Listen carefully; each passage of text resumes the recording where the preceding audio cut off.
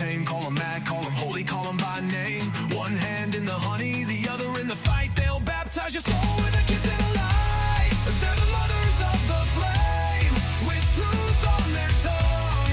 They'll burn down the lies just to build up the young. Fiercely loving, raw and real, no sugarcoating how they feel. They hold the chaos like a prayer. Cult moms, we know they care.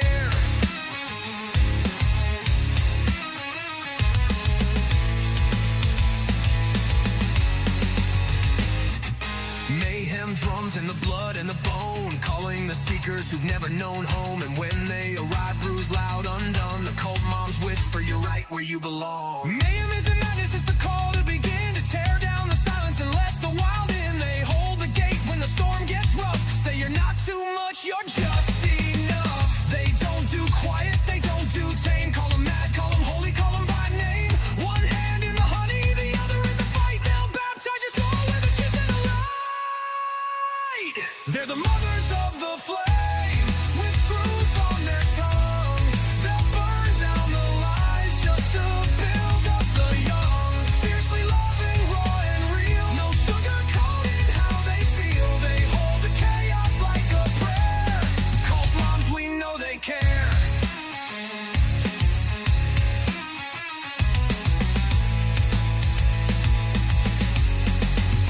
So follow the fire, the howl, the drum. Mayhem and truth, they're where you're from. Two cold hearts, one sacred spark, lighting up this holy dark.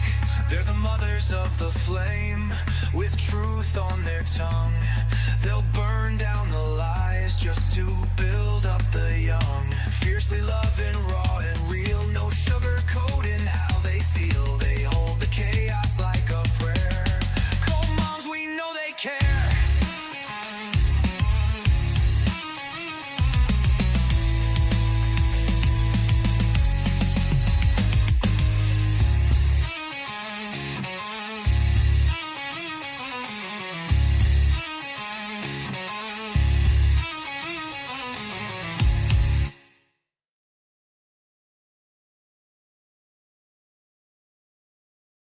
Remy, you're muted. They broke it? We didn't do anything. Okay, we're good. Oh, mine just went black. There we go. We're good. My bad. Such a great start.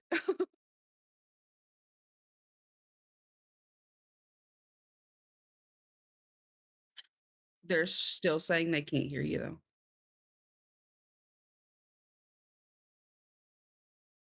OBS always on some shit. Let's be real. I updated my computer. There we go. When I updated my computer, it switched all my settings. Like my headset settings were all switched. My microphone settings were all switched. I forgot to Yeah. check that this morning. My bad, guys. Also, good morning. Welcome back to... I'm also super quiet on Super gummies. quiet on gummies. Okay. What the fuck? Welcome back to the Cult Mom podcast. This is the second podcast, which crazy. The amount of success and all that we received on the first one, I'm kind of like really Blown away. yeah, I'm blown away. Like I'm really excited about it. Like you guys are honestly amazing. You know, the amount of views and comments and all that we got on like TikTok and YouTube and like all that other stuff, the feedback in the Discord, it's great. Morning Zilla, over 1K Good morning, views on a Zilla. short. Exactly, like that is insane. So we will be doing things differently this week. I just kind of want to give you guys a heads up. I will not be doing squats for subs, but there's still an incentive for the subs. If we reach 30 gifted subs in Mayhem's channel, there will be a giveaway for a Cult Mom podcast mug.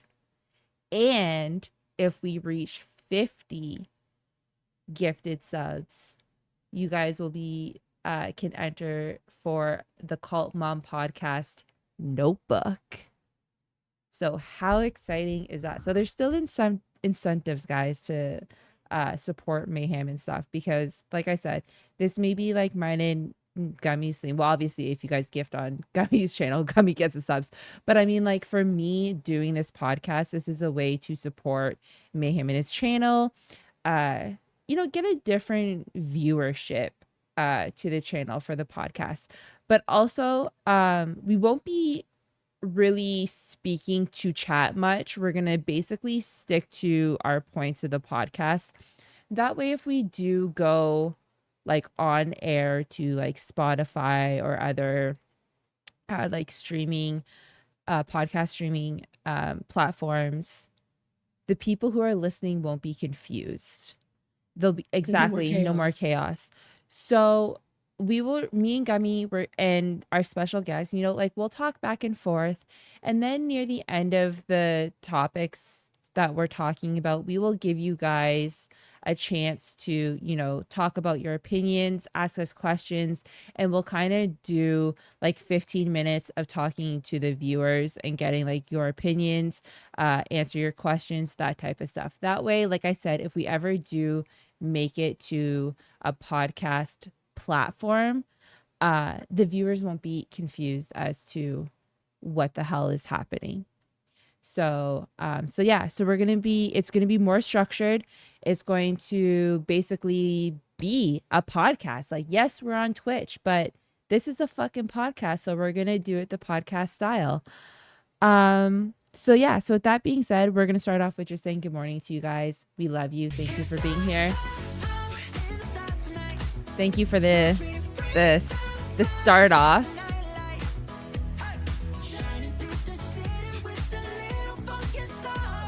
We starting strong. Let's go. Yeah. So, question: are we like going to be turning off alerts and stuff like that? Do we need to hide those and like blur? So the thing is like, I don't know, because everyone loves the alerts and stuff like that. I mean, maybe the blurps and stuff we should probably not have. But everyone loves to hear the songs. Yeah. I don't know. We'll see how it kind of goes for this. If it interrupts things, then for next, could just make them smaller. Yeah, but you still have the sound, so it doesn't really matter. But yeah, I can definitely make it, because I think it's this one. Yeah.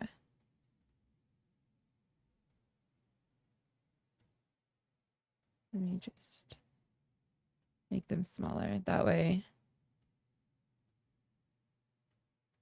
Yeah, I'm honestly just going to turn my blurps off, because and then I God forbid just... someone come in and try to do a jump scare. I don't need to be like screaming in the middle of us fucking talking. Yeah, I'm just going to turn the volume off on the blurps, and then M's alerts, I'm just going to turn the volume down on it just a bit so it's not so overpowering. Babe, could you do like a test one for me? Just so we can see here.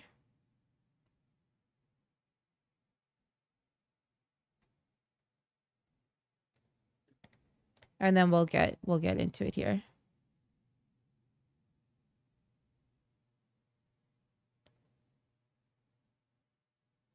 Maybe. There we go. Possibly. There we go. Good to go. There. How's that, guys? That's good? I feel like that's good. Anyways, it doesn't matter. Like, no matter what you guys do, we appreciate it. I know you guys definitely like the alerts and the recognition. You're still gonna get that 100%. Okay, guys? Like, it's not gonna go unnoticed. But yeah, we'll start off, Gummy. How was your week? Oy. All aboard! It was crazy. That's loud. Oh my god. Hype. Yeah, crazy week. Very long week, honestly, to say the least. I didn't realize that I'm was still a guessing thing. all aboard just started saying, because I vaguely heard it in my headset. Yeah. But thanks, Vex. My bad. I did a shared hype train too. My bad, guys. Okay. Look, Look. We're still adjusting. Guys, it's We're still new. still It's figuring new, these guys. out. But yeah, this week, like you said, it's been crazy. You had some PC issues happening. Even this morning, guys. So we Okay, were getting ready this for this morning podcast and our PC turned off. Like I was scared we were I gonna have to almost cancel. cried. Almost cried. Thanks, Oh, Vexy. yeah. So basically, oh my God, Friday was supposed to be an easy, chill day. There was only, and so the first half of the day, we had our normal amount of people working. It literally should not have been as bad as it was. Like, I don't know what was going on, but it was just dumb day on Friday. Was expecting an easy day. And I think that was my mistake. I was expecting an easy day because, like, Sorry, that's my bad. what? I almost kicked over my ring light. We're just gonna push that back a bit. Yeah, was expecting an easy day because there weren't any appointments and whatnot. But yeah, right, not an easy day. It was just stupid thing after stupid thing. It wasn't even the patients. It was just like for a few hours we got like stupid busy, and then I couldn't deal with Blue Cross and Blue Shield. Blue Cross and Blue Shield made me second guess my life choices Friday, and my kids.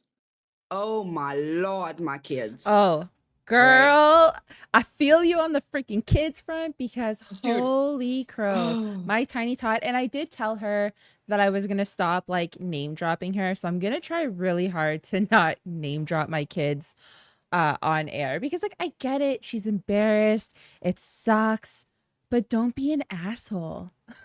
Like she is giving us so many topics to talk about on this podcast with her behavior, and I keep telling her like you can't act like this. Like no one needs to act like this like ever. right. There are ways to um what's the word I'm looking for? To like To express yeah, you like can how you're still feeling without exactly, you can still have exploding. your emotions without breaking everything in my damn house. Yep. And like I was just overwhelmed Friday, and the kids were just up my butt and just needy. And it was just over little things. And I'm like, just clean your room up. That's all I've asked my kids to Mhm. do. I shit you not, for 2 weeks. Pick up your room. Oh, That's all I same. ask of you. Same. There's a TV sitting behind me. They lost the TV. They've lost their tablets. Which, speaking of which, where is that? Just noticed that's no longer on my desk. Yeah, like the girls have We'll lost address that their later. phones, their tablets. Well, Arya's tablet got stolen. Oh, fuck, name drop. Guys, ignore that. We didn't hear that. My tiny tots tablet got stolen. Oh my god, guys, I'm so bad at this. Okay, it's like I said, it's only day 2 or only episode 2. We're gonna Ugh. get better. I'm gonna try to do the same for my The kids. thing is like I'm so used to just shut. I'm so used to talking in VC, and like obviously like I trust the guys in VC, so like and my kids are on camera in VC, so it's not a big deal. But sitting here trying to do a podcast, trying to not talk to my kids, and literally within seconds just name dropper. I'm so sorry guys. Just we're gonna edit that out before it goes anywhere. Oh my gosh. See, yeah. Uh, But yeah, but yeah, um, I got a nice surprise. As awful as this week has been, I did get a very, very nice surprise in the mail this week. Gummy, what did that I was the get in the highlight of mail? my day. I am so So, excited. the same day of my shit show at work day, Remy's surprise that I have been planning since March finally came in the mail. Real World did such an amazing job, but I did commission him for a fully custom duo Funko Pop of Remy and Mayhem together. And they're just super cute. I love it. I think he did an amazing job. He I did couldn't have imagined it such an coming amazing out job. any better. Yeah. Like, It's so good. I love it. I absolutely love it. Honestly, it was a great end to a really, really shitty week. I thought I did that last time. Ugh, it's fine. So, um, but yeah. but yeah. So last week we kind of touched on this subject.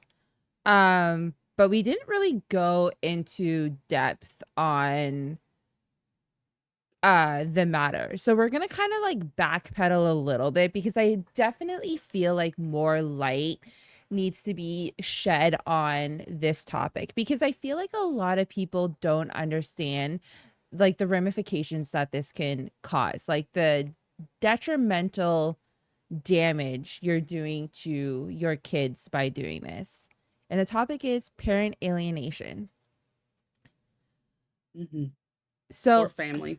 Just kind of depending, but definitely start with the yeah, we're gonna start with like parental. the parental because like as much as so here in Canada, like grandparent rights isn't like forced by the courts.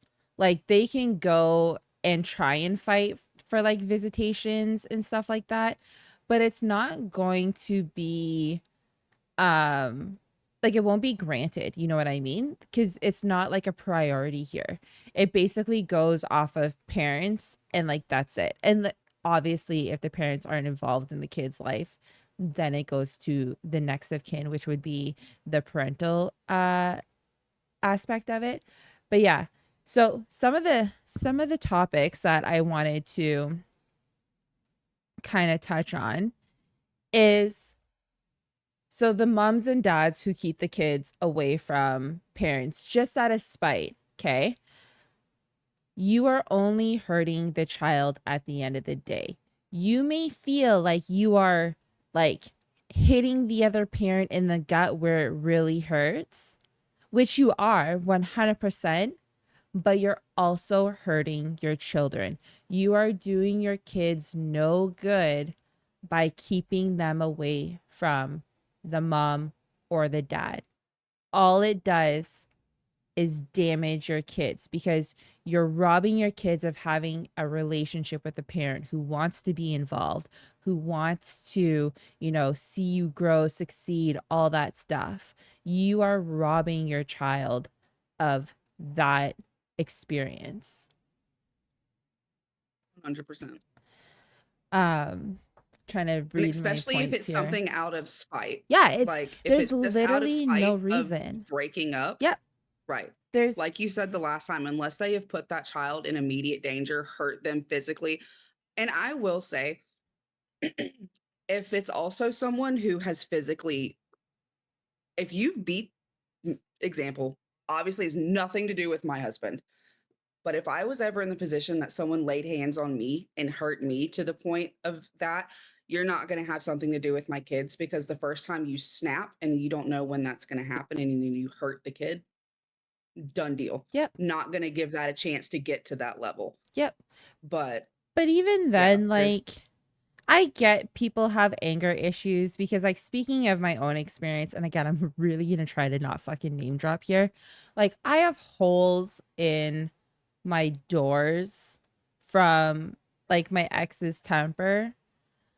Like, find a healthy way to release the anger that you have. Like, yep. have a punching bag. Instead of punching doors or walls, have a punching bag. Like, learn breathing exercises. But again, like, even with all of that being said, like having an anger, you're still not putting your child in immediate danger. Like, unless you're physically like taking that anger out on the child and physically hitting that child, you're not putting anyone's lives in danger. Susie. I swear if people show up here today because of yesterday, I will lose my shit.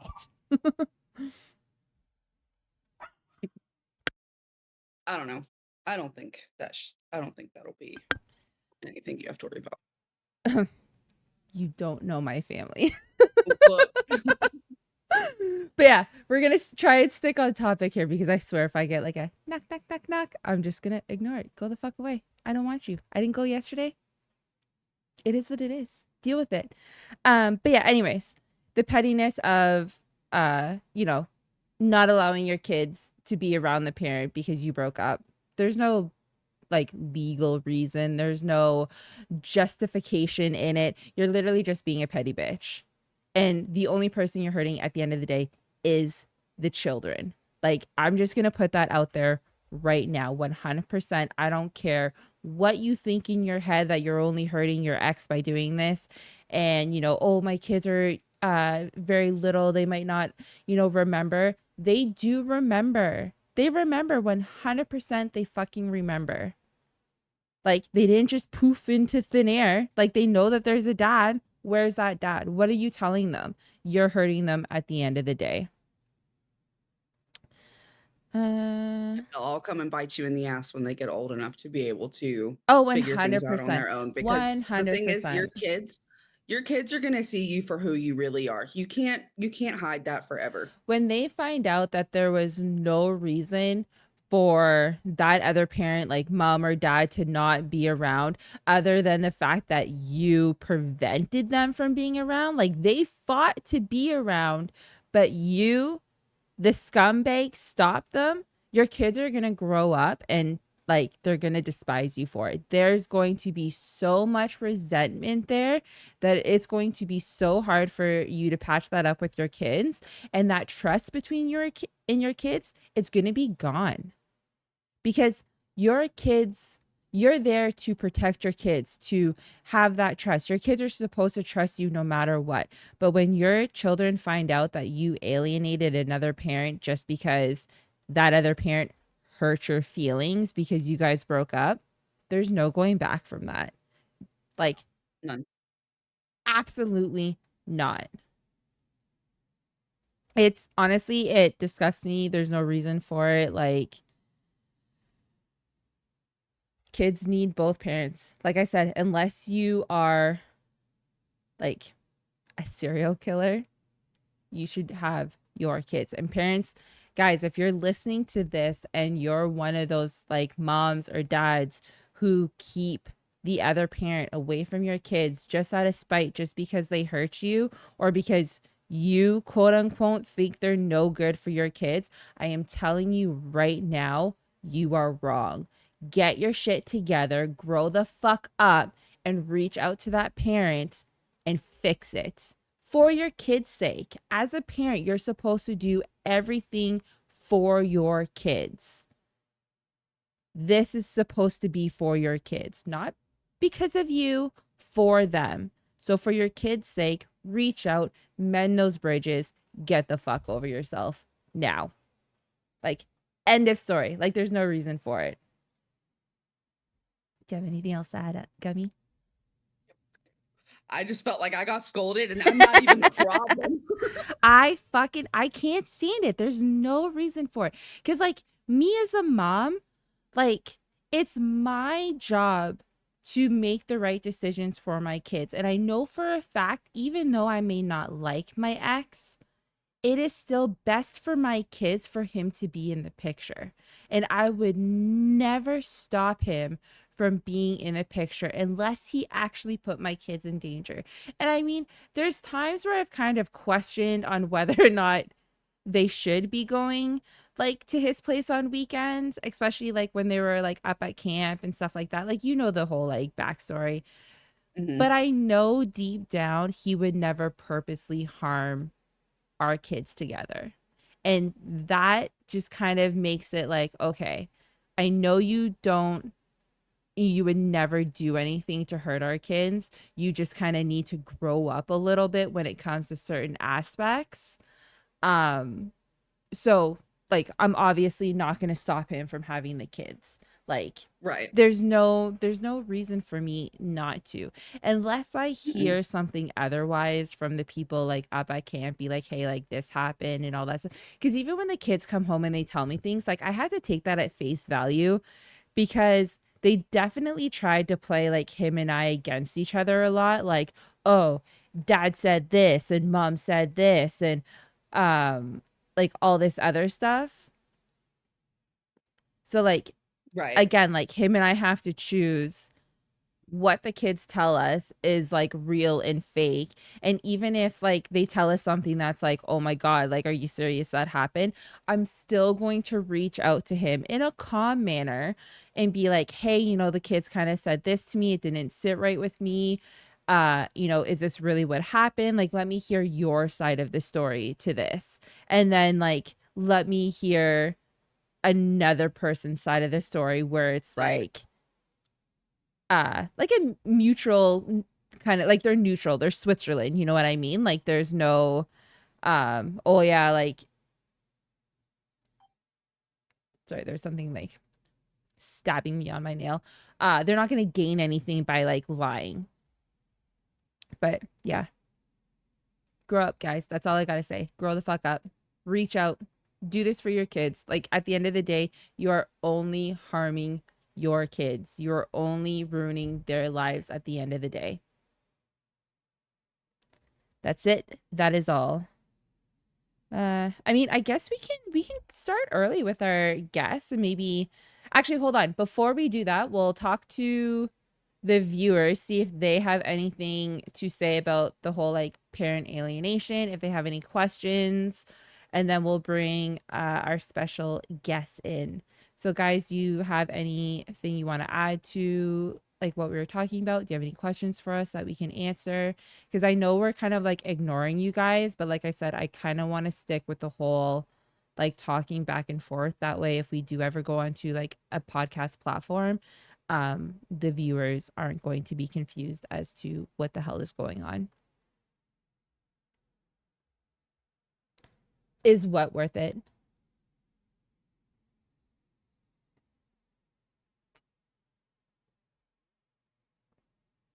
Having kids? Okay, so the question is it worth having kids like at all? Yes, absolutely. 100%. As much as my kids now, because they're older, have like crazy attitudes and are straight up dicks, They it is grow out of it still, eventually. yeah, they grow out of it. It is a bond that you can never have with anything else. That feeling you have when you have a child is like Unreal. nothing else on this planet. Exactly. Nothing else compares to that bond with your child. They are literally mini versions of you in someone else. And like when I look back and I see baby pictures of my kids or pictures when they're toddlers, and I think back to like their tiny little personalities and how crazy and outgoing and hilarious they were. And then I kind of see the asshole behavior that they have now. I'm just like, they've been through a lot. So like I try not to blame them or hate them for their behavior because they don't know how to deal with their emotions yet. They're still learning. Like 10 and 13, you don't know what the hell is going on. They're going through like puberty and you know, the separation of their parents. Are going through so much. So I try not to fault their attitudes and I just try to like remember what they were like before all of this happened, like their cute little personalities. But yeah, guys, honestly, having a kid is probably the best thing on the planet. I would never change being a mom for anything. Coming off robotic on mine. So I can tell the alienation of a parent will create a huge divide later in life and can actually cause a person to have zero communication with the whole side of the family, not me, but wife. Yeah, that's another thing Interesting. that we were like, Yeah. I guess we didn't really touch on it, but yeah, when you alienate a child from, we'll say, a mom or a dad, you're also taking away that whole That side of, entire family. yeah, because then obviously, you know, the grandparents, because like the kids are going to ask questions. It's going to be like, okay, so you're my grandparent on my dad's side, but where's my dad? Oh, well, mom Right. doesn't like your dad, so, you know, you can't have any communication with him. It's fucking ridiculous.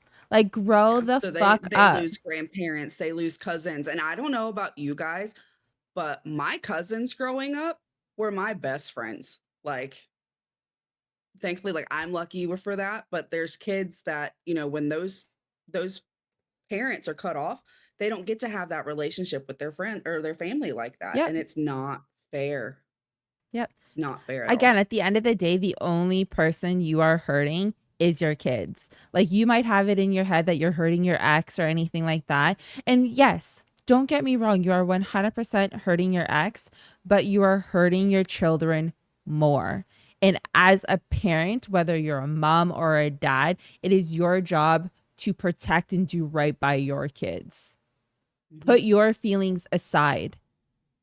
Your feelings don't matter. Once you have kids, and I'm going to say this right now for all the parents out there, when you become a parent, your feelings do not matter.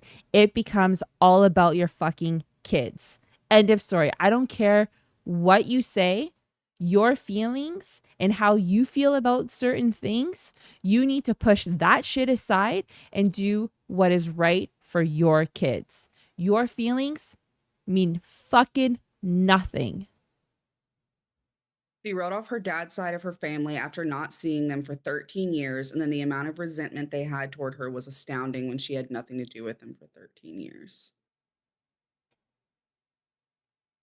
So was it What like she was alienated from them, so they ended up like resenting her because of something that her parent did? I just want to make sure I'm understanding it correctly. Because like I've had a similar situation, like my parents, not okay, not fully similar, but something I can kind of connect with this. So my mother, I have no contact with her, but she broke and kept us away from her dad. So I didn't get to know and grow up with that set of grandparents and that set of cousins over there because she had a divorce split family. So like there's a lot there, but she kept us just over some messed up argument. None of us had a relationship with our grandfather. And that, like for years and years and years, we always thought he didn't want anything to do with us. So there was that resentment because we were lied to and then obviously found the truth, like that kind of thing.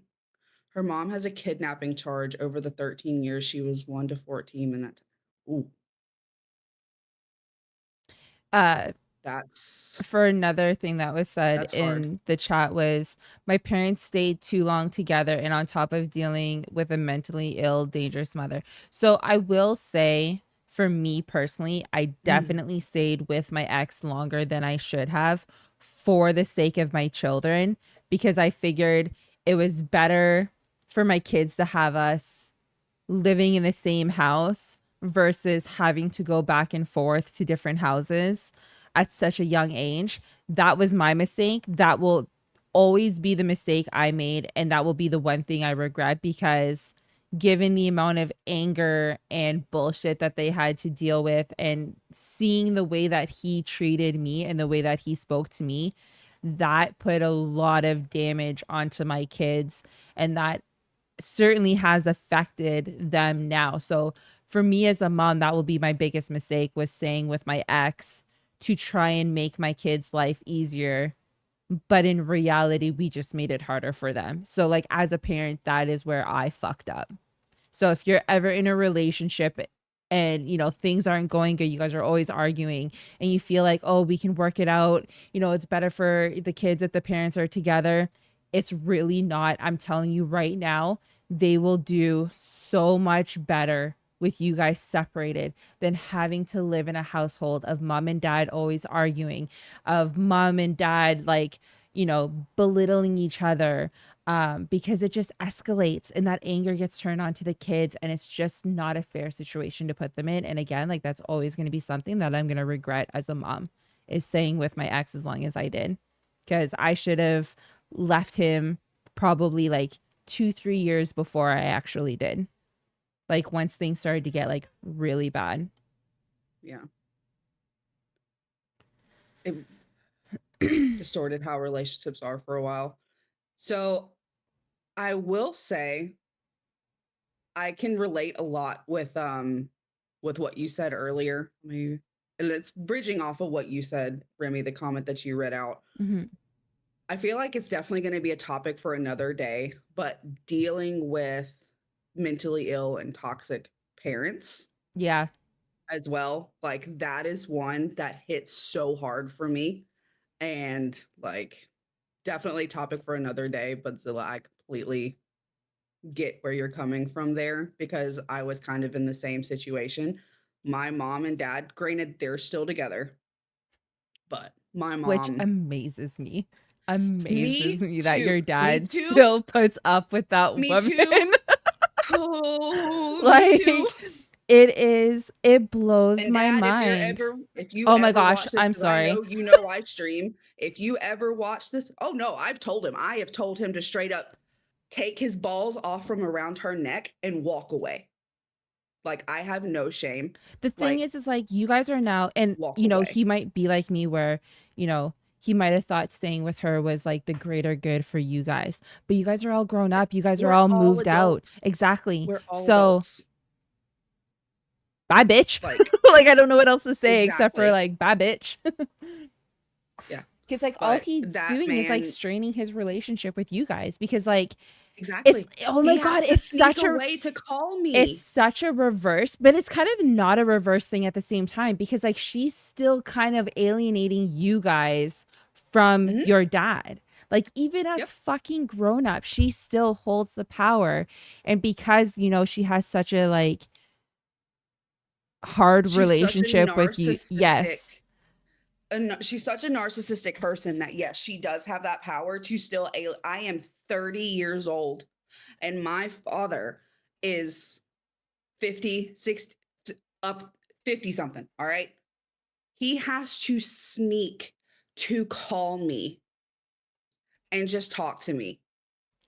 Yeah. Like That's crazy. these are the kinds of things that like I was never. I don't want to say I wasn't ever super close with my dad, but we were definitely like we were we had a good relationship. There was a bit in my past that when we get in a little bit more conformality with this podcast, I will go into some deep, deep shit and you'll see me She's shed got tears on some stream. deep rooted I really things. do. And we'll get into it. So there was a part in my life where my dad and I lived in the same house, but we didn't know each other. We didn't look at each other. We didn't speak to each other. And I've learned now and this was when I was about 13, mind you. So it was a very confusing and hurtful time for me. But as an adult, I now can understand why that like our strained relationship happened. But yeah, because of that alienation, I am 30 years old and I have to sneak to talk to my own father. Well, your dad has to sneak to And talk to you. You don't have to sneak because you're in your own well, house. But yeah, yeah, but like I shouldn't have you to be have to like, work around a crazy person to have, and then, like, I'm so sorry, like, Papa Gummy, if you're listening, I'm so sorry calling your wife crazy, but she is. She's straight up she's crazy. fucking crazy. Like, here I Yep, am just like she's calling out your crazy. parents. I mean, I could have some choice words about yours too. Let's be I real. mean, yeah, okay, yeah. I mean, Like, don't get me wrong. Like, I was such a daddy's girl growing up. Like, me and my dad had such a close relationship. Like, I was always in the you wouldn't know that garage. now. Oh, fuck no. Like, I was always out in the garage, like, working on, like, vehicles with him, working on the snow machines or snowmobiles because Mayhem's gonna fucking lose his shit. I know snow machine, and I'm thinking like of the plows that like push the snow like off your No, like, sidewalk. snowmobiles. So, like, Oh, siblings will be another day too. Jesus. we were always like going, like doom bugging and stuff like that. Like he bought me, this is crazy too, okay? Like the like complete reverse of this situation. I had my first car at 14. My dad bought me a car at 14. It was a station wagon, and we turned it into like our own little like doom buggy. So I'd like rip around like our yard, guys. We had a big land, plot of land, and then our neighbor, which was my uncle, has like 30 acres of land. So we had endless room to like drive around. Anyways, But like we were always doing stuff like that together, working on vehicles, building things. Like I learned like all my carpentry skills from my dad. Like we built like this crazy doghouse for my grandma's dog. Like we had such a close relationship growing up. But like you said, now you would never know me and my dad had that type of relationship. Like Yeah. never. And the fact that my kids don't even like being around my parents speaks volumes as the type of Volumes. people that they have turned into. Which, if My my kids grandmother know was my alive, mother. she'd be fucking rolling in her grave right now, as how my dad has either parents have been acting. Like my mom tries, Right. but again, it's kind of reversed for you. Like she kind of has to sneak from my dad to like be nice to me. Right. Guys, So I like have my also kids never did know my anything wrong mother to my parents. Like I've always as the been mean there. Nana. They call, like, if they talk about my mom, they say, "Oh, the mean Nana." But I also don't want Zilla's comment to get lost. She says, "Growing up, I felt I was only born to take care of my mom when I was older. I never felt like a human being. It was awful being a therapist to your parents when you're a child. I cannot ooh, fucking preach, because that is the hardest fucking thing. I have a feeling, Zilla, that your mom and my mom are very much alike, because I was in the exact same position. I was a child going through my own trauma at the time, taking care of my mother because her trauma was worse. Yeah. Her, again, this will be a later thing that like we get I into, mean, but like like we can talk about this hers was after worse. we have our guest star on. We can definitely touch more on it today. That way the topic doesn't get lost. So we Sure. can definitely come back to it like after we speak with our guest star and stuff like that, because I I'm definitely gonna do take some feel like, mental prep. yeah, I definitely feel like this is like a topic that kind of needs to be talked about like now sort of thing while it's like fresh in the air. But yeah, like my mom, she didn't have like she had a lot of like depression. So there was a lot of like, popping the depression pills and, crying a lot. And then us having to Yeah. like nurture her, be like, oh, mom, it's okay. We love you, kind of blah, blah, blah. She put like a lot of blame on like my dad and like, vivid memory here. And it kind of sucks that it's like stuck in my head. But I remember for my aunt's wedding, I remember going into the bathroom, seeing my mom like full on bawling her eyes out. And I was maybe 16, 17 at the time, and going in there, seeing my mom like bawling her eyes out, asking her what's wrong. And she was literally having a full blown mental breakdown because my dad wouldn't dance with her at the wedding and all that stuff. My dad doesn't like crowds. He has social anxiety. It was a fucking miracle that he was there to begin with. So, like, for me as a child, like already knowing this and understanding this of my dad, and I was like, Mom, like, you married this man. You know what You he's knew. like. You know, Yeah. and like, it's not that he wasn't dancing, because he was. Him and I were like cutting the rug on the fucking dance floor. We were getting down and all that shit. It's just there was this one slow song that he didn't want to dance to with, like, at that time, because he wanted to sit down. And that's like what got her upset. But like I said, like him and I were on the dance floor. We were dancing. We were slow dancing. He was slow dancing with my mom. But all it took was one song that she wanted to dance to, and he didn't. And she had a full blown mental It's the breakdown. end of the world. And we had to sit in the bathroom with her for like 45 minutes trying to like calm her down, stop her from crying. And it got to the point, and I kind of feel bad, but kind of don't at the same time, where I was just like, I'm out. Like, this is not my job.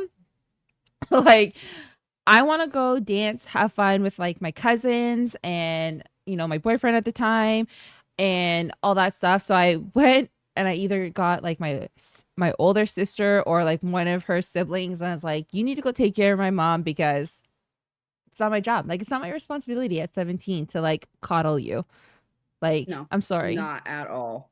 Like, I coddle her Like your now because she's parents. old and losing her mind, and I try my best to take care of her. But like at the time, like I was 17, I wanted to like do my own thing and not sit there and be like pat my mom's back in the bathroom because she's crying over a slow dance. Like, come on now.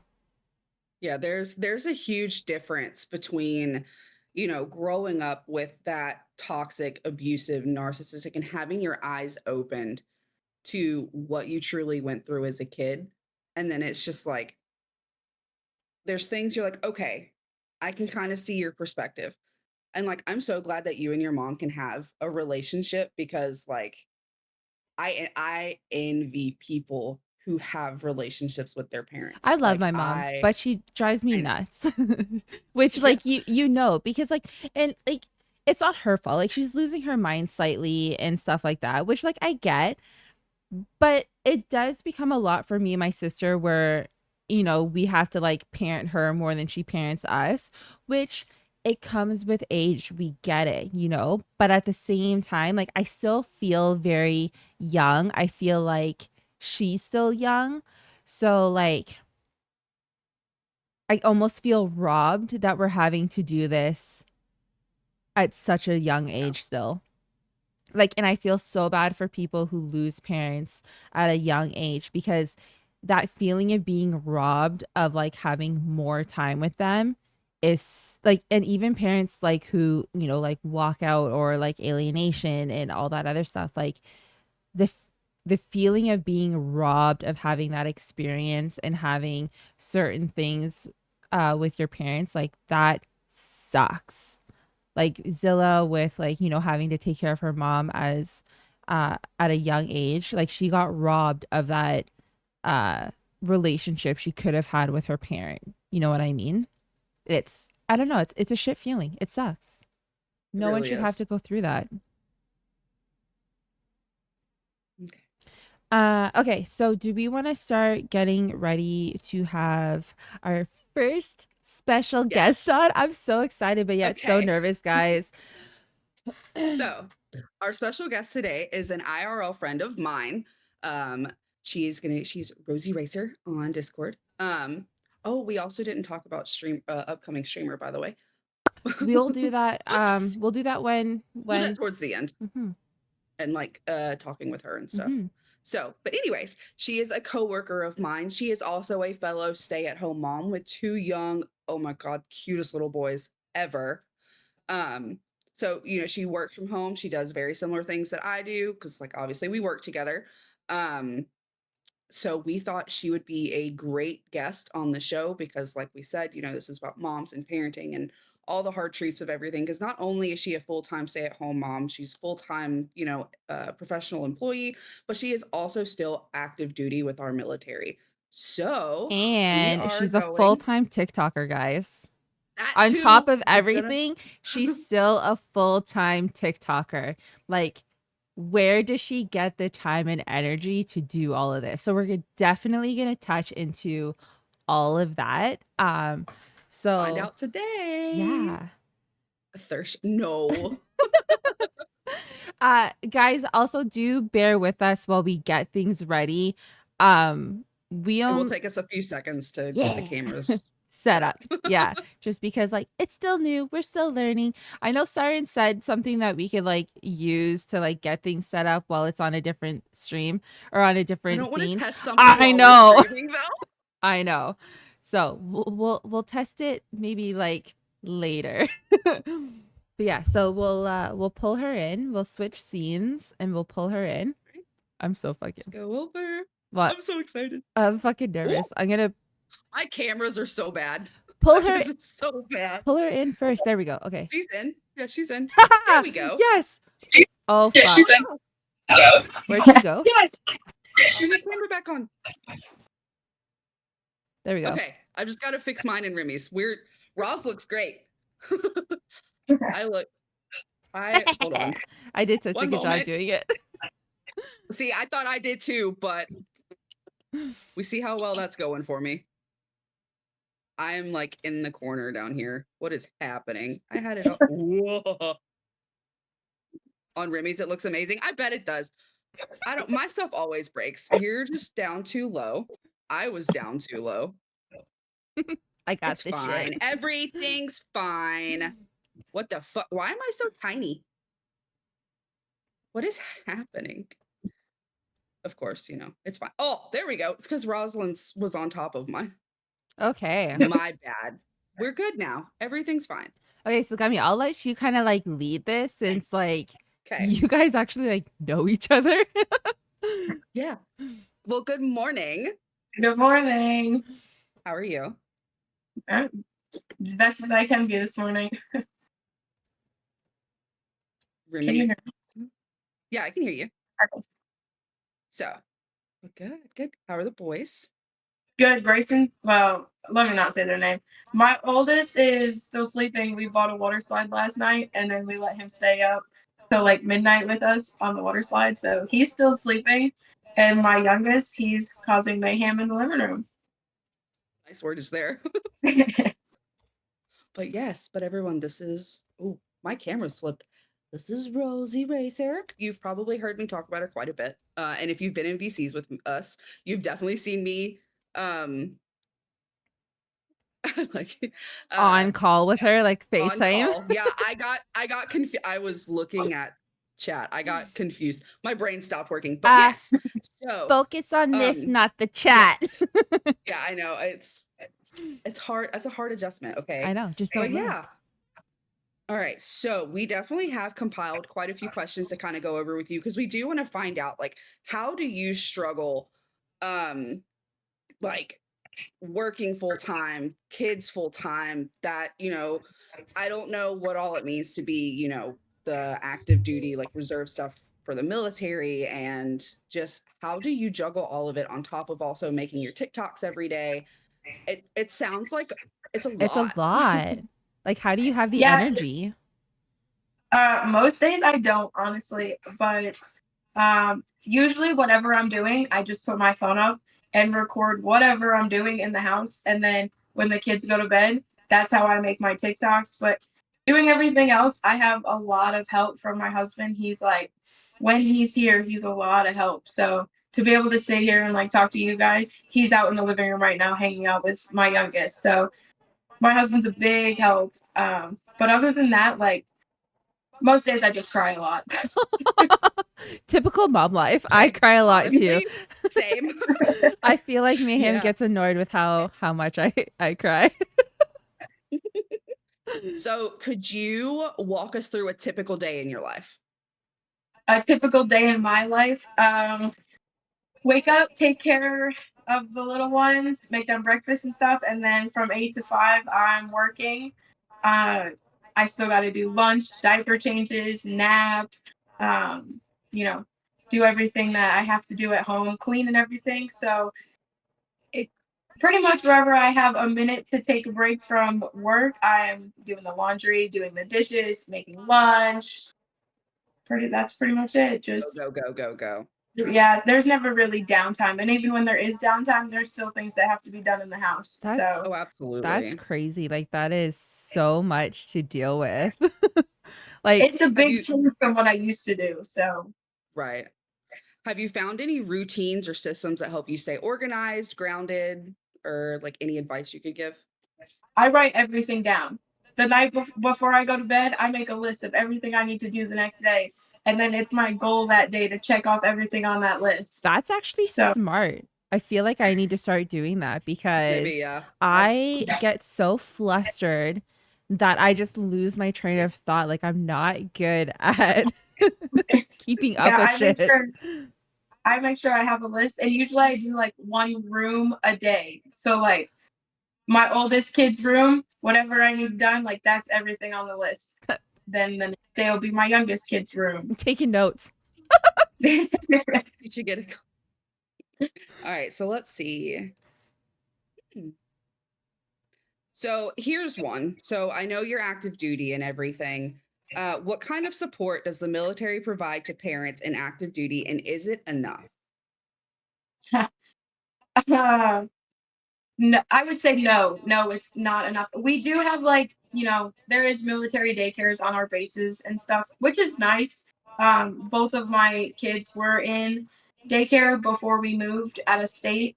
Um, but no, not really. So when I had my first son, um, weeks after I had him, like he was barely a month old, my husband deployed, and that was it. I was by myself in a state with no family, and that was it. It was just me and my kid, and my husband was gone for 6 months.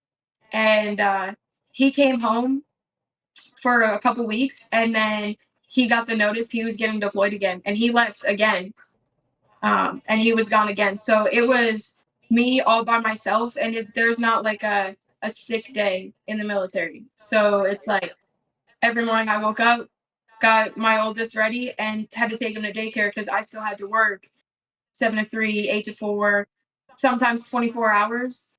And 24 hours when you're a mom by yourself in a state with no family, um, you could ask yourself what to do with your kid quite a lot. And the Yeah. military is not going to help you with that. You just You need just full to. on answered like my second question too. Like that is scary. That is really Like that scary. definitely I don't that so like definitely should I be definitely applaud, like husbands and wives who, are the spouses of someone who's in like the military, the army, like anything related to that stuff because my anxiety of having someone that I love deployed would drive me insane. It is absolutely the hardest thing I've ever been through. And I've been on deployments myself. My husband and I deployed together. Great time. We had so much fun. It was like I would relive that deployment a million times over. But having a kid, being just turning 21 by myself, I barely knew how to feed him. I was all by myself, and that was it. I had to figure it out. That's And crazy. That makes you like grow up. Like you don't realize like how I much had of like never, you need like your mom, your family when yeah, like you're that young and you have a kid and then being alone, having a spouse that's deployed across seas and then you're there alone with no one. Like that makes you grow the fuck up. Like you have no choice but to basically pull up your big girl panties and figure this shit out by the yourself. Like mom that is instinct kick scary. I in. applaud you so much for that because honestly, me personally, I don't even know how I would have been able to handle that. Like Mm-mm. whew, it was terrifying. I mean, I had never even been legally into a bar when I was already pregnant with my first son. So like, I was barely an adult. I barely knew how to pay my bills on my own. I would call my mom all the time like, "Hey, what does this even mean? How do I renew the tags on my car?" Like things like that. And I'm like, and I remember calling her. My husband and I called her to tell her that we were pregnant, and you could just see the look on her face, like not disappointed, but like disappointed that she wasn't going to be able to be there to help us yeah, because she has a whole family and a life back at home, and she can't just pick up and leave. yeah. But I will say, to this day, my family has been like the biggest supporters of me and my husband. Without them, I don't know that I would have been able to do it. So I have a lot to thank to like my mom and my dad. That's awesome that you have like the support from your family and all that, even though like they're like out of state and all that, that they're still there to support. Because we were talking before you got on, how some people don't have the best supportive parents. And like I, that it it, sucks because like you're robbed of that experience because like I had a pretty good relationship with my parents growing up. They were there to help when my first daughter was like a baby and all that because I basically did it alone because, my ex was not a good person and all that stuff. So they were there to help. But like as time got older, like they've kind of like distanced themselves. They kind of aren't as involved as they used to be, which sucks because now I feel like my kids are being robbed of the experience that I had of being close with my grandparents growing up. So with your parents being out of state, do you guys get to like visit your parents a lot? Do they come and see you guys? my mom and my stepdad come down here as much as they can. They've Okay. been down here 3 times just in the last 2 months, That's and awesome. in a couple of weeks they're coming back down for my oldest's birthday. Um, my I mom get and to my meet your stepdad, parents. yeah, you'll be able to. They'll be here. So, um, my mom and my stepdad do as much as they can to get down here to see them. Um, my aunt also, we go up and see her often, and she comes down here. My biological father, he's never came and seen me. but when I go home, I go see him. So it's like a it's like a weird relationship I have with him. Like I wouldn't expect him to come down here and see us, but I would expect that when I go home that he wants to see me. Yeah. I mean, at So least you're putting the effort in, and it shows your kids that at least you try to involve him in their exactly. lives and in your life still. So that's good. Like, I applaud you for still trying to keep up that relationship. Like, it sucks that he's obviously still not grown up enough to put the effort in himself, but at least for your kids, you're putting your Yeah. differences aside for them, which is great. I applaud you for that. Thank you. Gummy, any other questions? Oh, I've got a list I know I have here, a lot okay? too. So here's one. Do you ever experience mom guilt? And if so, how do you handle it? All the time. All the time. My oldest is about to turn 3 this month, and I've gone away from him for 2 nights his entire life. One night was a wedding that my husband and I went to, and I cried the whole night. I felt so bad that I was away from him at only a year old. So, and then the second time that I felt guilty was when I gave birth to my second son. And I felt like a terrible person that my son and I, it had just been my oldest and I, and that was it. Him and I were like this. I mean, we were the best of friends. We did everything. And then I got pregnant with my youngest son. And the day I gave birth to him, I remember looking at my husband and I was like, this is the most selfish thing I've ever done in my life. And he didn't understand. And I'm like, it's always been me. We'll just call him G. It's always been me and G, like for the last 2 years, basically. And now I'm like forcing him to have a sibling, um, forcing him to not have my full undivided attention 24/7. You know, I exclusively like breastfed my young both of them, but like if you've done it, you know how like time consuming it is. So I'm like now he doesn't have my attention. He doesn't get mom 24/7, and I have to like really learn how to like give them both my equal attention. And it's like I'm only one person. It's actually hard, a lot harder than I had thought it Right. was going to be. So I face mom guilt all the time when when I have to take one kid somewhere and I leave the other one home. I'm like, man, I bet he would have had fun doing this. Or like last night, we let our oldest come outside and like hang out with us till like midnight, and we were kind of like, bedtime doesn't matter tonight.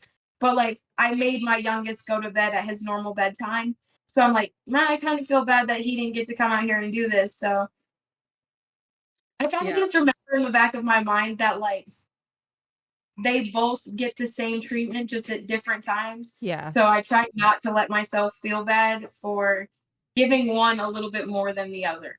Yeah, I definitely I feel feel that. like 100%. And I definitely feel like the mom guilt when you have that second baby is not talked about enough It's at all. 'Cause when real. that was something that I struggled with even when I was pregnant. It was like the towards the end of my pregnancy, I was having the worst mom guilt because I was like, this baby has slept in my bed with me since, forever. She's been on my hip because Amara was 3 when Lily was, well, there's Well, both my they kids' names. Well, It's a lot harder than you think it is. When it really I is. like And this told is, I literally I name told dropped my myself I kid wouldn't earlier. say it. Yeah, I literally yeah, had a discussion with my kiddo like this week, and I was like, do you want mom to use her name in the podcast? And she's like, no, thanks. She's like, I'd prefer if like you kept our names out of it. So it's like, okay, perfect. So I was literally talking about that when we started. 2 seconds later, name dropped her. I was like, fuck. yeah.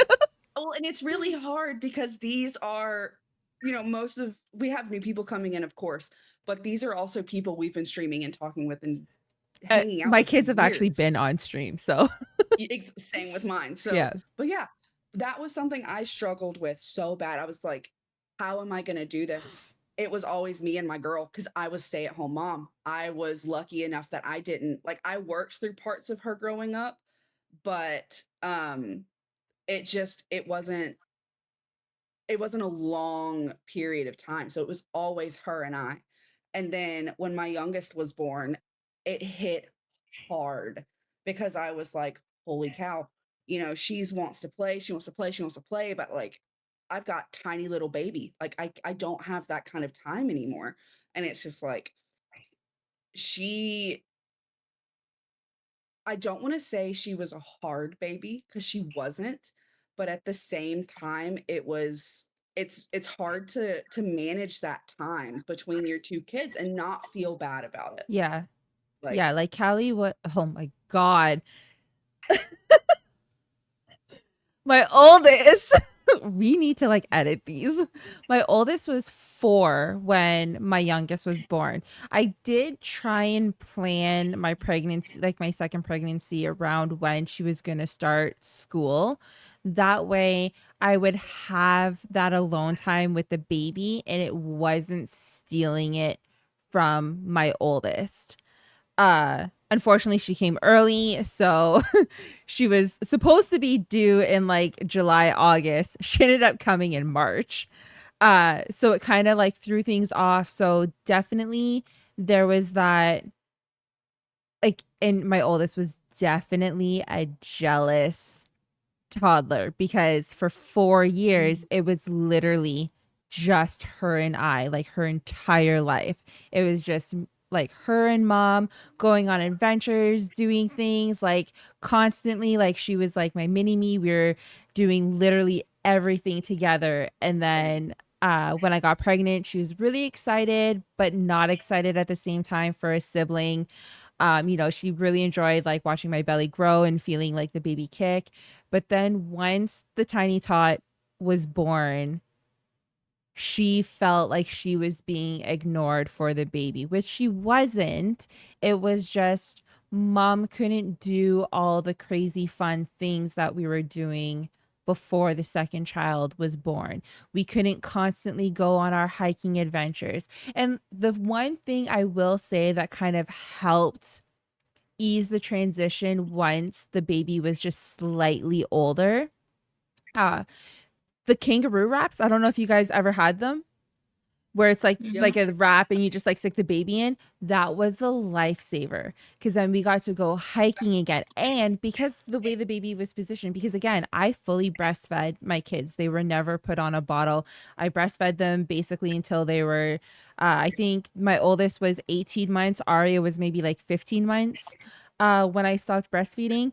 So uh when we would be hiking and the baby need to be fed, it was just as simple as like, you know, they're already in the wrap, just kind of position them so they can feed and we can still do like our hike and go on that stuff. So I do find like there's ways now to help ease the transitions between, you know, a first kid and a second kid where you can just kind of like wear your child to do things with your other kids so they're not feeling so left out. But yeah, the mom guilt was freaking real with like between the first and the second. And even now, like I have mom guilt all the time because my oldest gets to do like all these crazy things. My youngest gets left out. So I try to like overcompensate for that and do things with them. But then like it just, I don't know, it just never ends well. But yeah, the mom guilt, it sucks. I hate it. It's real. But again, like Gummy said, it's not talked about enough. it kind of feels like a lot of the time anyone expressing mom guilt is just shunned. It It's is. like it's shunned. Like we're not allowed to want to go out and do things with our friends. We're not allowed to need a break because we're moms. We chose this. And that I is freaking hate bullshit. that. It takes I two, did but the choose dads, here's the thing, but the dads can go out and do whatever they want and it's fine, but it's only the moms who are like looked down upon because like it's the wife duty or the mom duty to stay home and take care of the kids. Like we don't live in like the early, the what is it? 50s. Well, yeah. Like, Yeah, it's definitely not talked about enough, and the fact that it's like shunned and taboo is disgusting. mhm. And if you're someone who's dealing with mom guilt, no, it's normal. Yeah. It's okay. Like, don't let anyone make you feel otherwise. It is perfectly normal. It's okay. Same with And postpartum honestly, depression. talk to people. There's Yes, nothing wrong postpartum with is you if you have postpartum depression because I definitely had postpartum depression after my youngest. Like it was, although a lot of it was because I resented the person that I had the kid with, because I didn't want to. I'm just gonna be real right now, real quick. I didn't want a second kid. I only had a second child because the partner I was with at the time wanted a child of his own. So it was more of like a guilt trip. I was guilted into having a child. And, they promised that they would help take care of the kid because, the first dad was never around and I didn't want to end up like that again.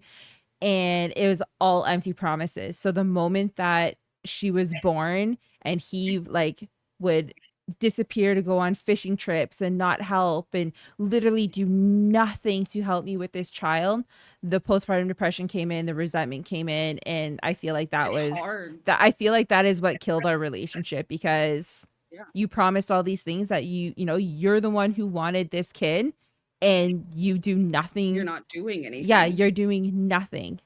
So, yeah, postpartum, And there's nothing wrong with it's you. It's normal. and you can have the perfect partner and still have postpartum depression. Yep.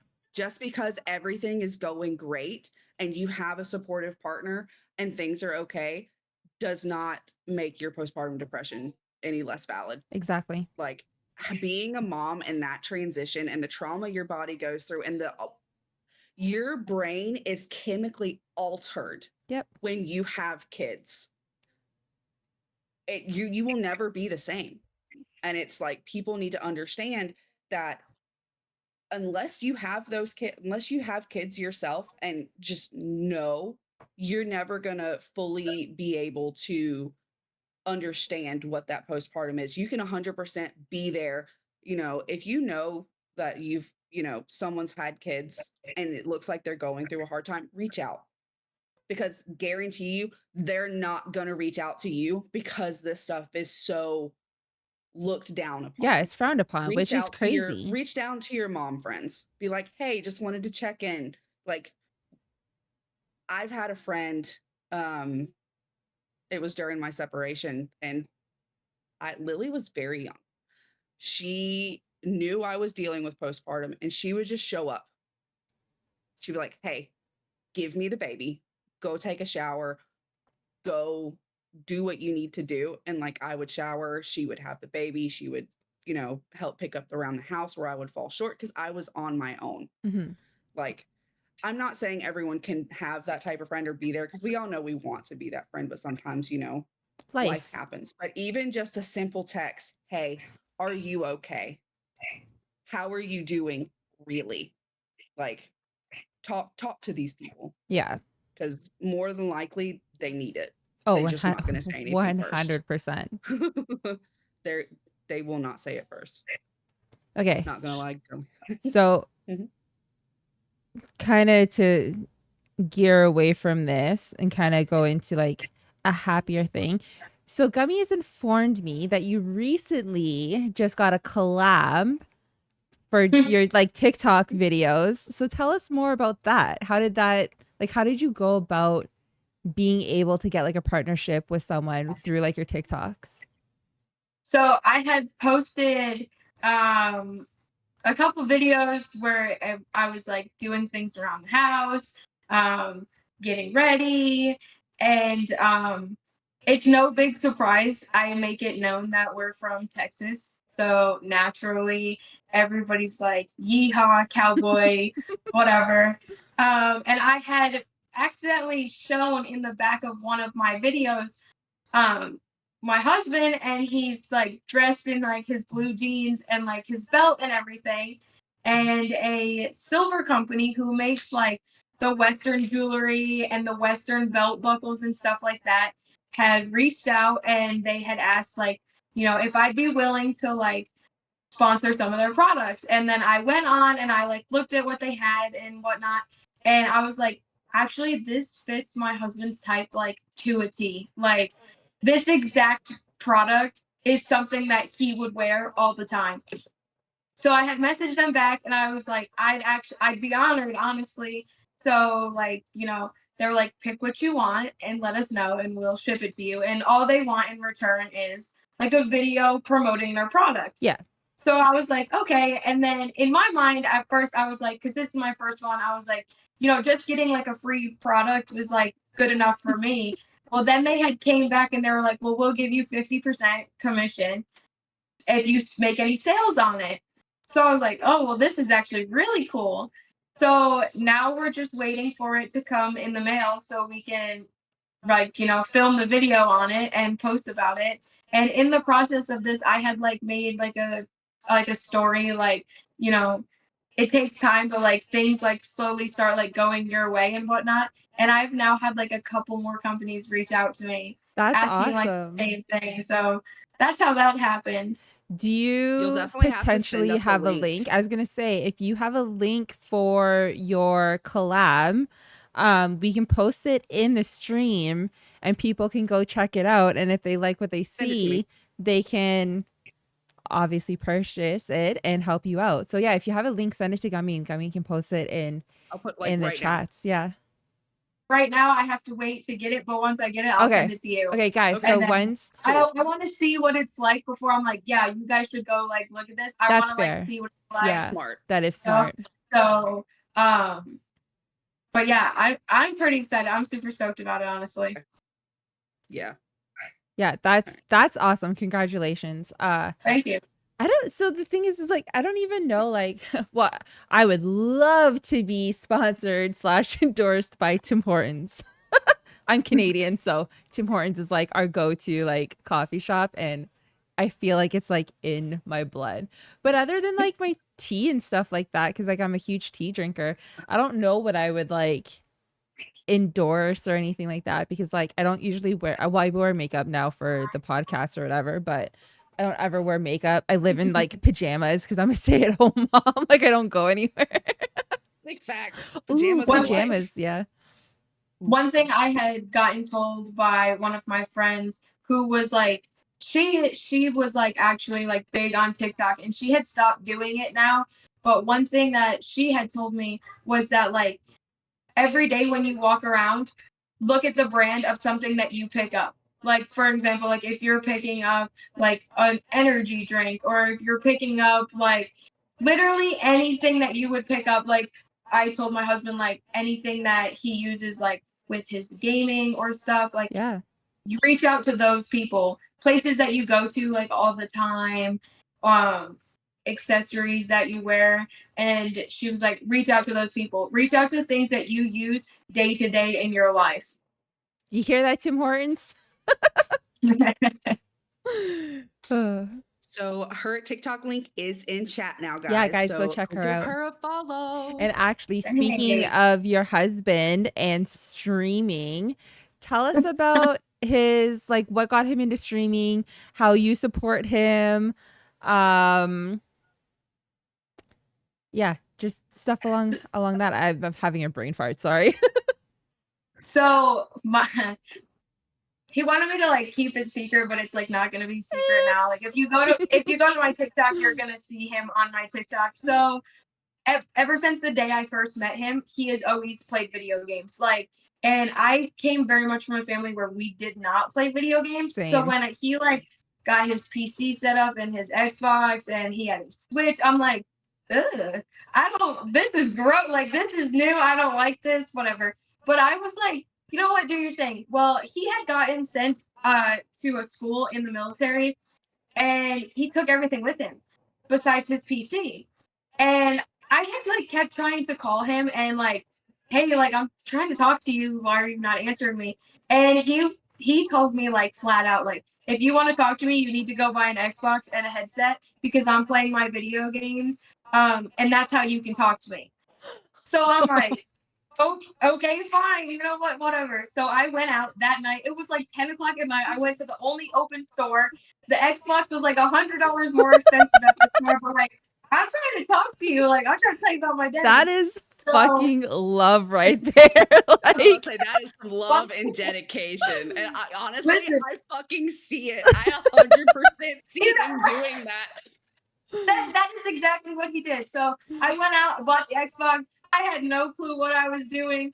I set up the account downloaded the game, and like I get in the game with him, and I'm thinking that I'm just gonna like talk to him, and like that was it. And he's like, "Dude, what are you doing?" I'm like, "What do you mean?" He's like, "I had to revive you 3 times now. Like, pick up the controller."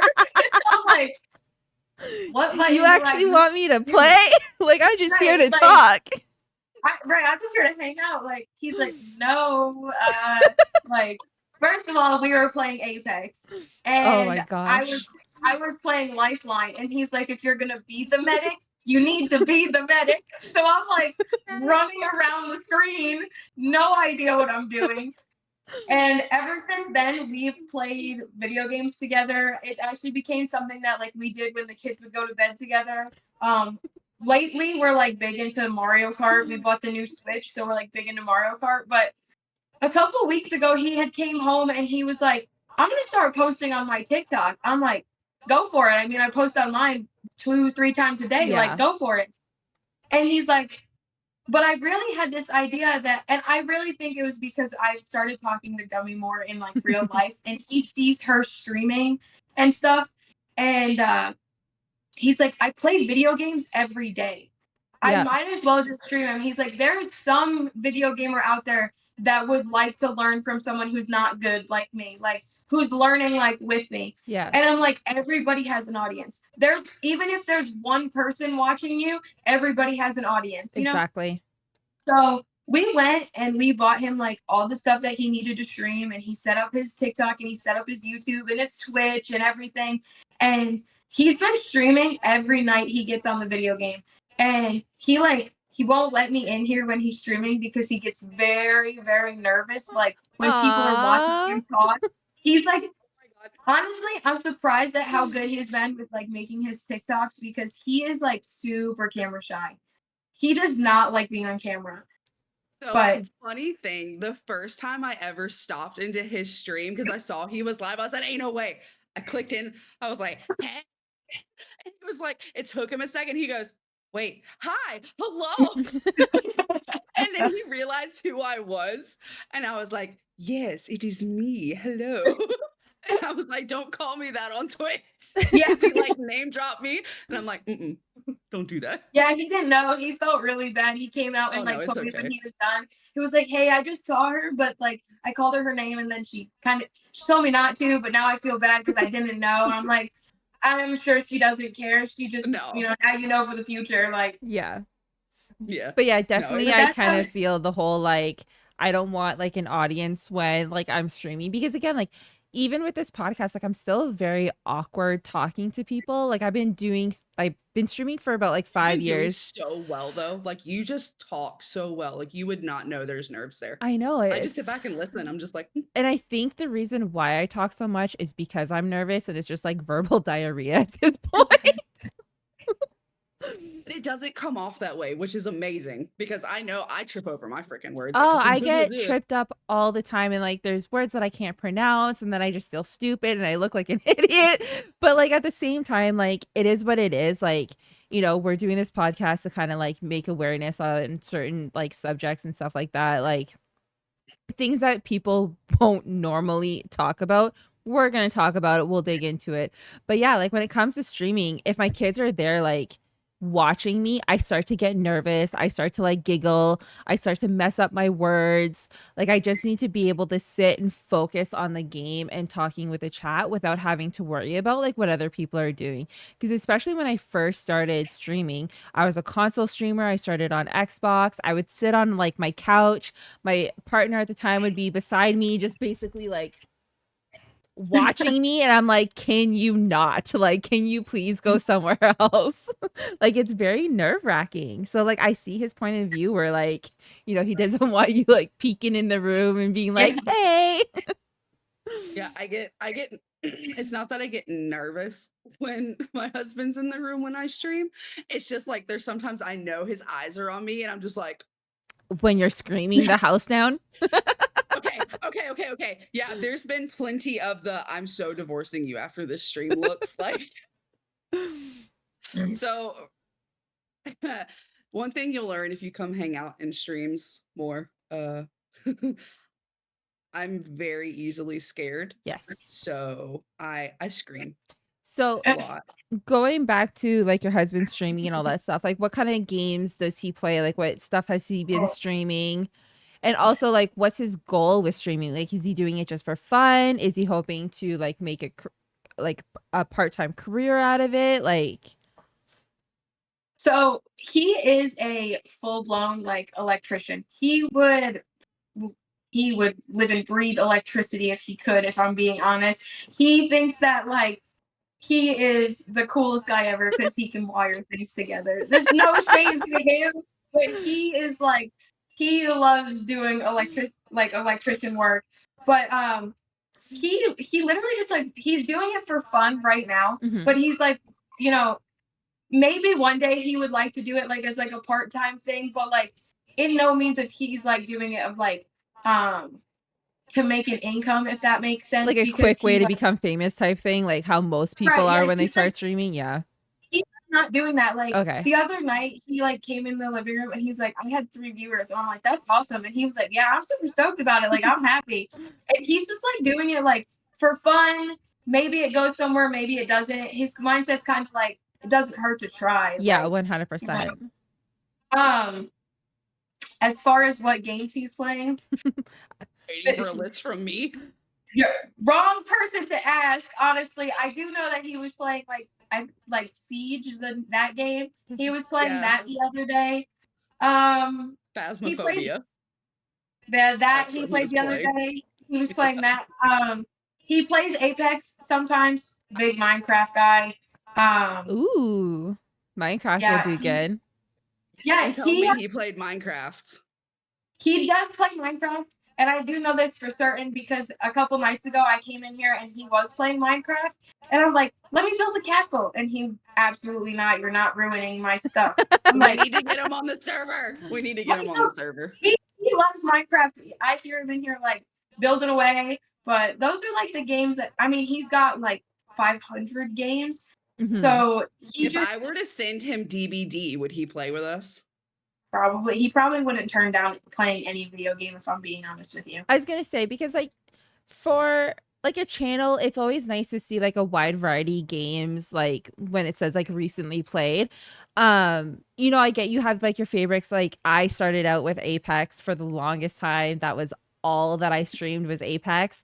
But now I do like horror games, cozy games, Simulation DBD. games. Yeah, simulation games, crafting games like Minecraft. Um, you know, like the wide variety of different stuff just to like give your viewers something different. And not just that, you're going to bring with each different game that you play, you're bringing in an entirely new crowd. You're reaching out to different people. So that's how you're going to like build up your following on your channel is by streaming different games, gathering new viewers. Because like when people look on Twitch, they search for like games that they want to watch.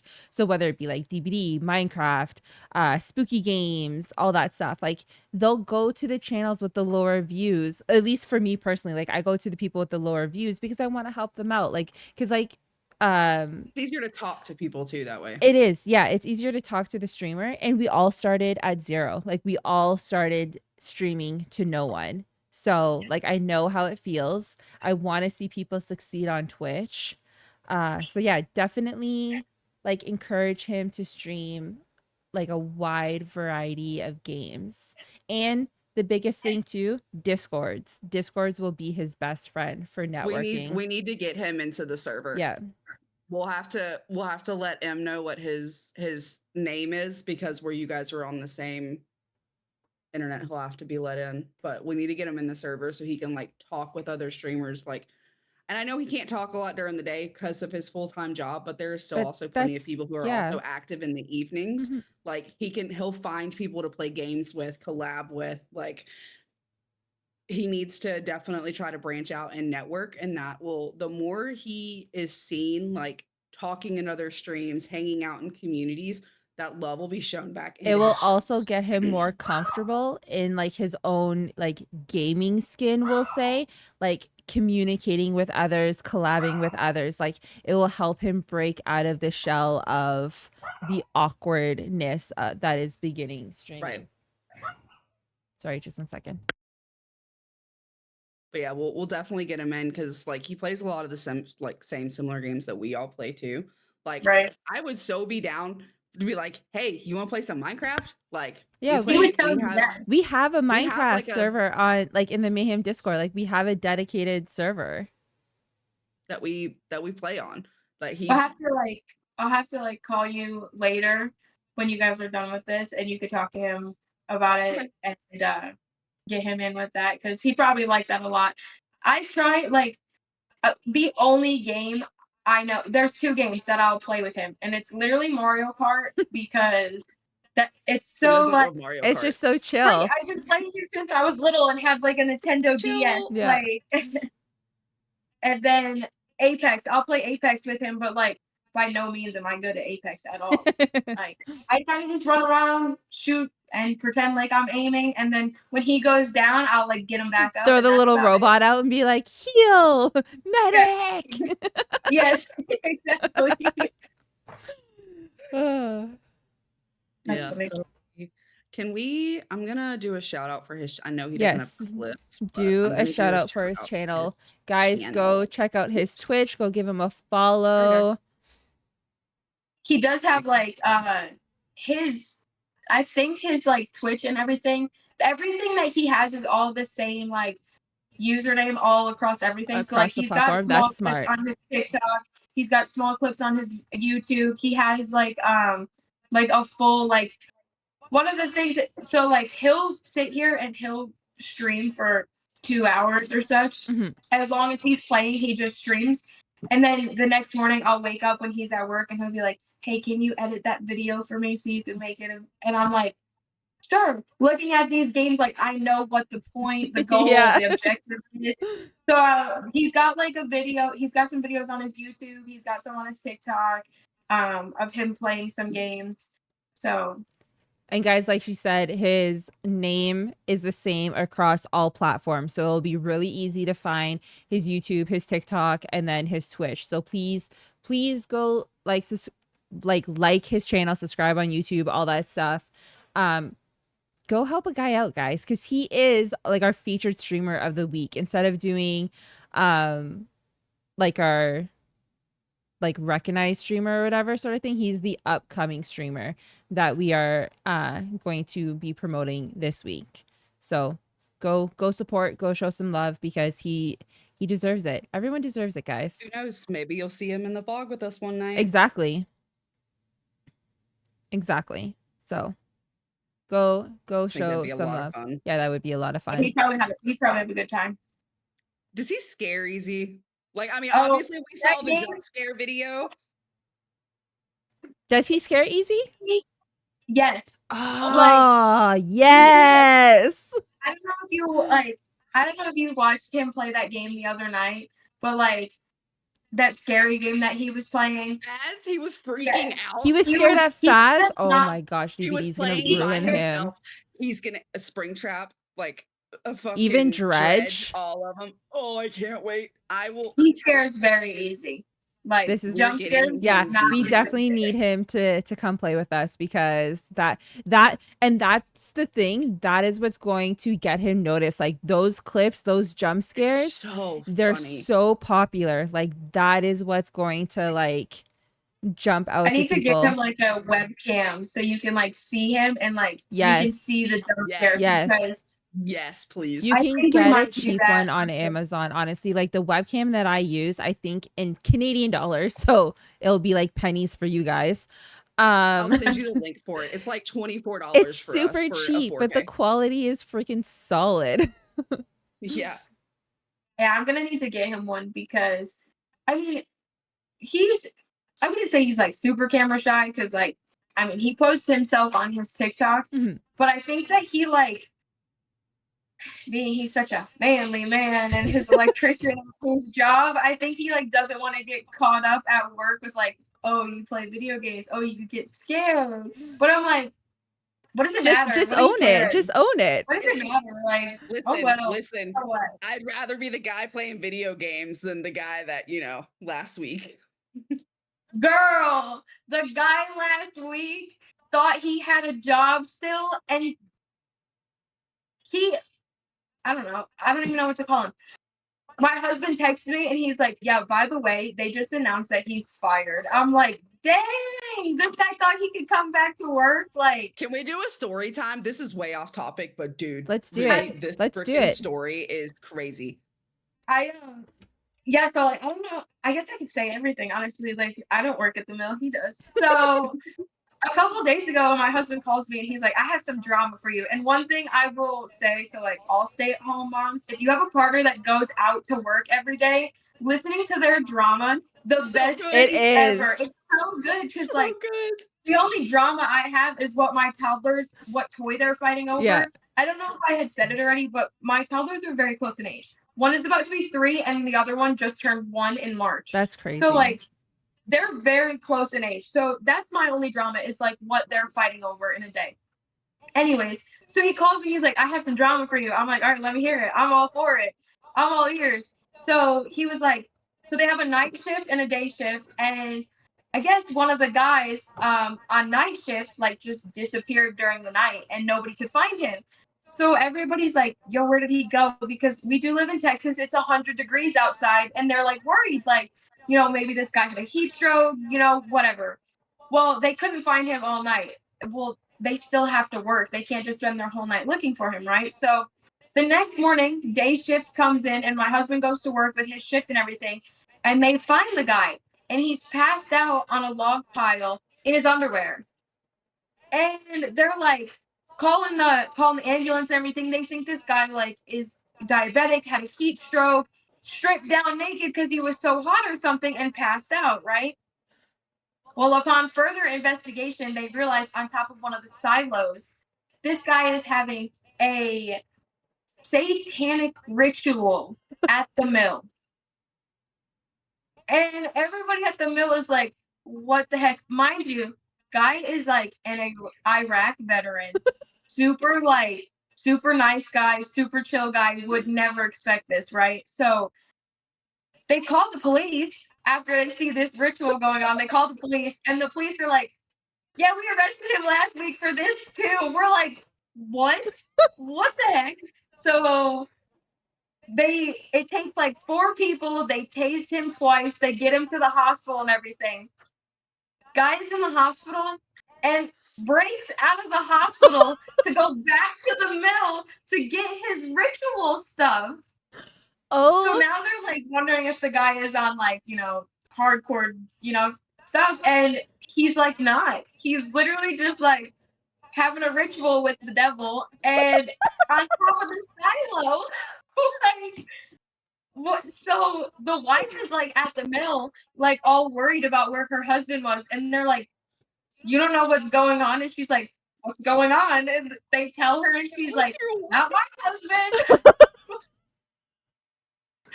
So that was the mill drama. no.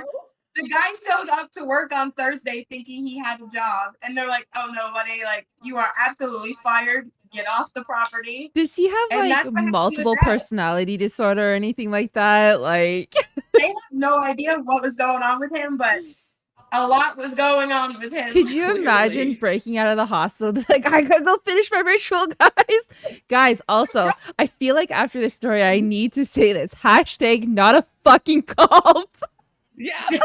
This is cannot stress that Oh enough. my gosh.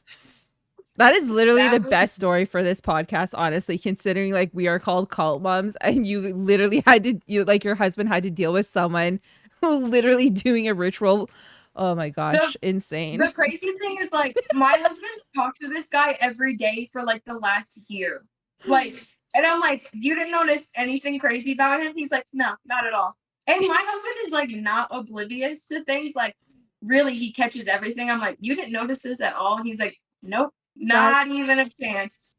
I'm like, dang. Crazy. That the is fact that he still thought he had a job is like probably the best. that's part of it all. hilarious, yeah. As if like it's normal, like you guys can't fire me over this. Like it's just Yeah, right, like, just doing You my can't fire thing. me. Yeah. right. I was like, Look, someone could literally walk into my house and just be like, "Are you sure it's not a cult?" I'm like, "Yes, I'm fucking sure." There's Just- like there's mayhem stuff everywhere. Oh, dude, like It's on my it's Yeah. backwards because it's not switched on the screen. I've got the shit fucking tattooed on my arm. I literally the blanket I'm under it's fucking everywhere. Yeah. It's I know. everywhere. My house is My full of kids it have too. blankets, like my dishes, my everywhere. Show the tattoo. Okay, hold on. Oh, it's gonna be backwards.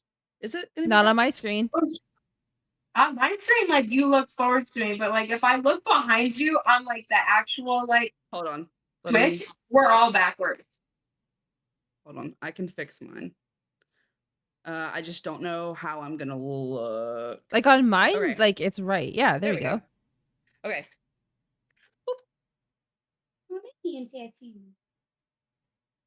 It's dedication, guys. That's solid. I swear we're not a cult, guys. Just some really good friends who like to game together. That's it. That's all. It's a great community. Play lots of games. Yeah. Who like to support small streamers. Okay, let's see. What else can we talk So I technically about? have more Okay, questions go for on it. my list. Go So for let's it. see. So do we want to jump back to military, TikTok, or mom stuff? Because I've got a bit of all of it. You know Whatever you what? Are you comfortable talking about the military stuff? As much as I can say, yeah, I'll talk about it. Okay. Okay, so let's see. There's one on here that I had written down. It says, what advice would you give to other mothers considering a military career? Full honesty, like full transparency. If you are a mom or you have plans to be a mom, don't do it in the military. The healthcare, great. I paid nothing to have my kids. The healthcare is great when you have kids, but unless you're a mom who doesn't want to watch your kids grow up, wait till you're out of the military to have kids, or wait till your kids are grown. Because had the roles been reversed, 3 weeks after I gave birth to my first son, I would have deployed. The military changes their rules all the time. They preach that they're like family, they support family, whatnot, but like they don't. They don't really care. One thing that they'll say to you is like, did you bring your kids through boot camp with you? No, you just brought yourself. So that's what matters. So now like all branches are different. I would say that like I mean, my husband and I were in the Navy.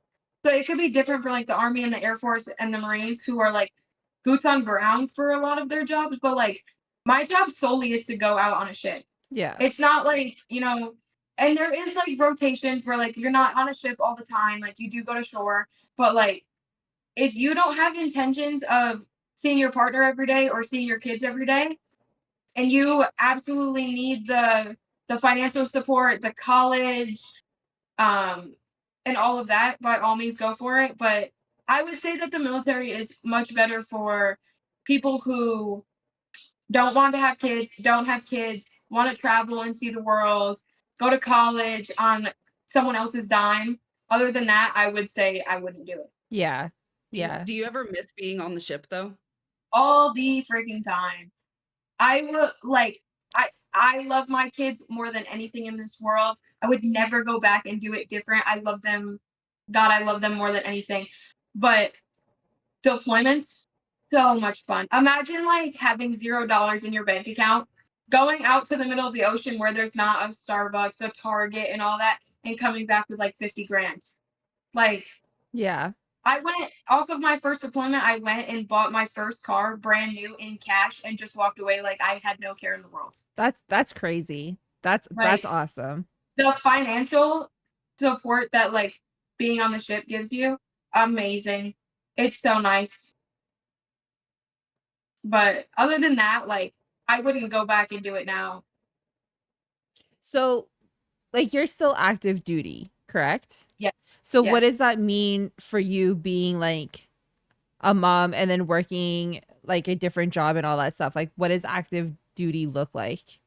So I was back in November, I had applied for a program through the military knowing that I was going to separate and get out and go to non-active reserves, I knew I was going to do that. My husband had already been out for a year, and it was coming up time for me to pick orders. And the orders that they gave me were all to a ship.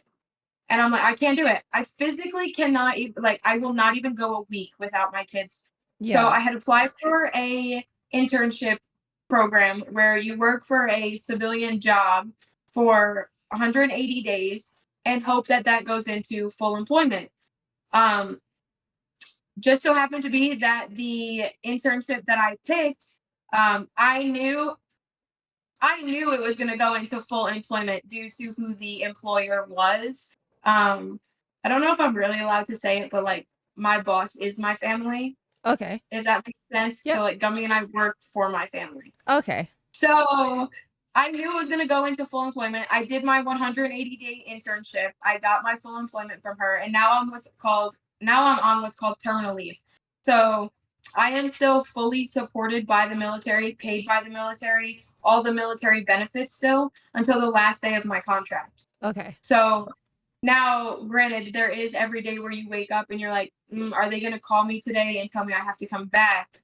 Because I am still active duty, and everything that's going on in the world, that is still there. That's is a still big a possibility. Yeah.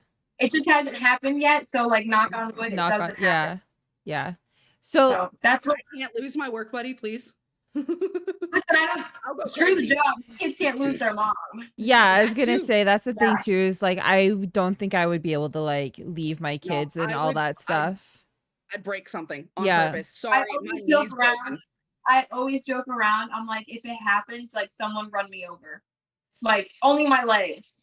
Just my sister just managed to enough get where you pregnant every can't time they like wanted to deploy her. yeah. You know, I've been trying to get my husband to let us have a third baby so bad. Even last night, I was like, so what's it going to take? You know, how many likes on TikTok? Something tell me. Look, we get it. Tell him that he has to let you get a baby if we can get him affiliated on TikTok or on Twitch. Listen, that might be what it takes, if I'm being honest with you. I've been trying so hard. Actually, before you guys pulled me in here, I went out into the living room. And he had your guys up on the TV, and I didn't notice it at first. And then I kept hearing like double of the voices. And he's like, I'm gonna watch you. I'm like, oh, for the love of God, please don't. Please turn it off. Oh, so he's watching. Okay, so listen, here's the deal. Hey! If we get you He's affiliated probably on cheap. Twitch, you need to put a baby in your wife. It might work if I'm being honest. Hey, we'll put in the work. Yeah, we'll put in the Heck, work. we should- We'll put put it in the too. work and you put in the work. Yeah. Yeah. What a sentence. Hashtag still not a cult. That's funny. Oh man. Here at Cult Moms, we help people get pregnant. Well, Oh, That's funny. too funny. baby maker.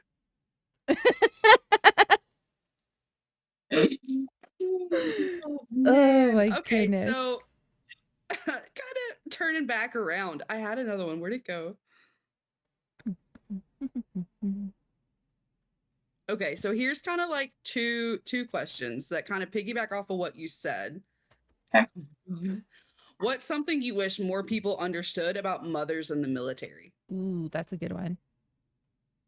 I wish people understood how hard it is going every day, having your partner right next to you, and then the next day they're gone.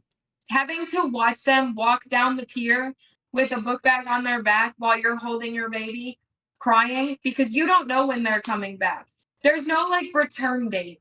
There's this dead set, hey, you're leaving on this day, but there's no like, oh, you'll see me on this day. That's not how that works.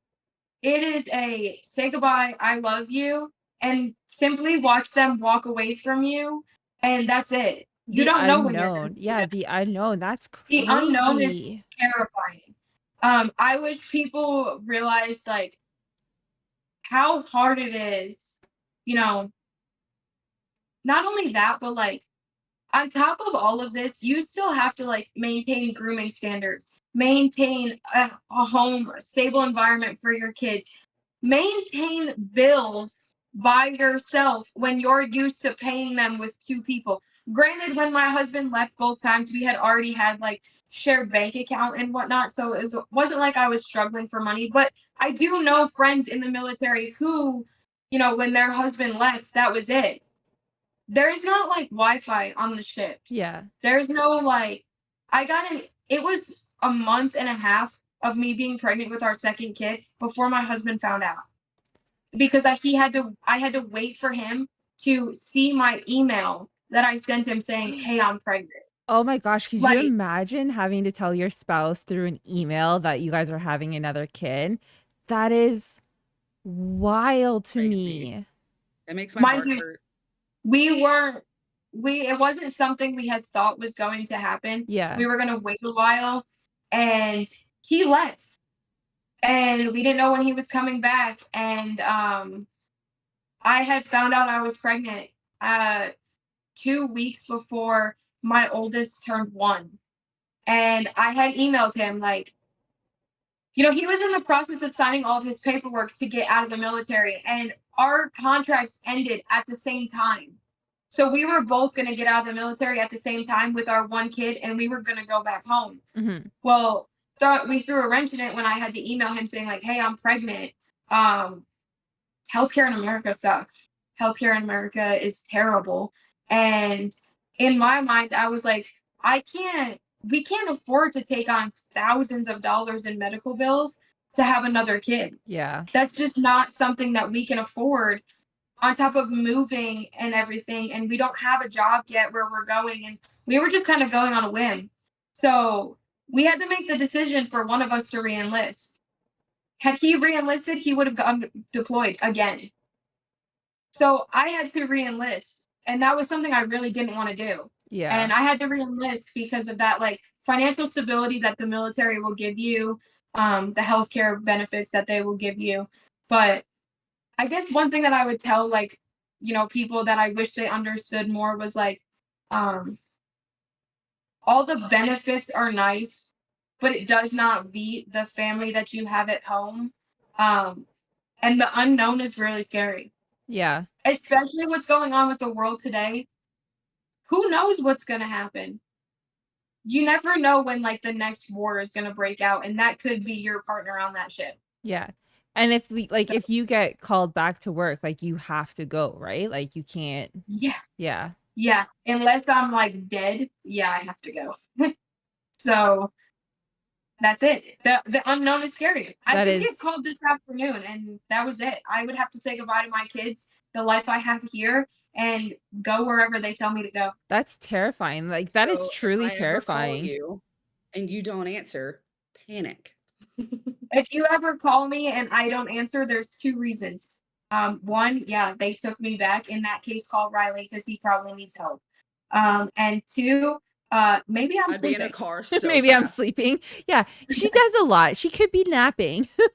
Could be napping. Yeah, Very no. seldom do I nap, but there's a chance. But yeah, I guess that would be another thing that I'm scared of. If that were to happen, Riley, my husband is an We'll cut it amazing. out. He is an amazing father. My God, he is an amazing father. When I first met him, he was a god awful person. He was terrible. He was like super cocky, all about himself. Thought he could get anybody he wanted. He was like a man you had to tame.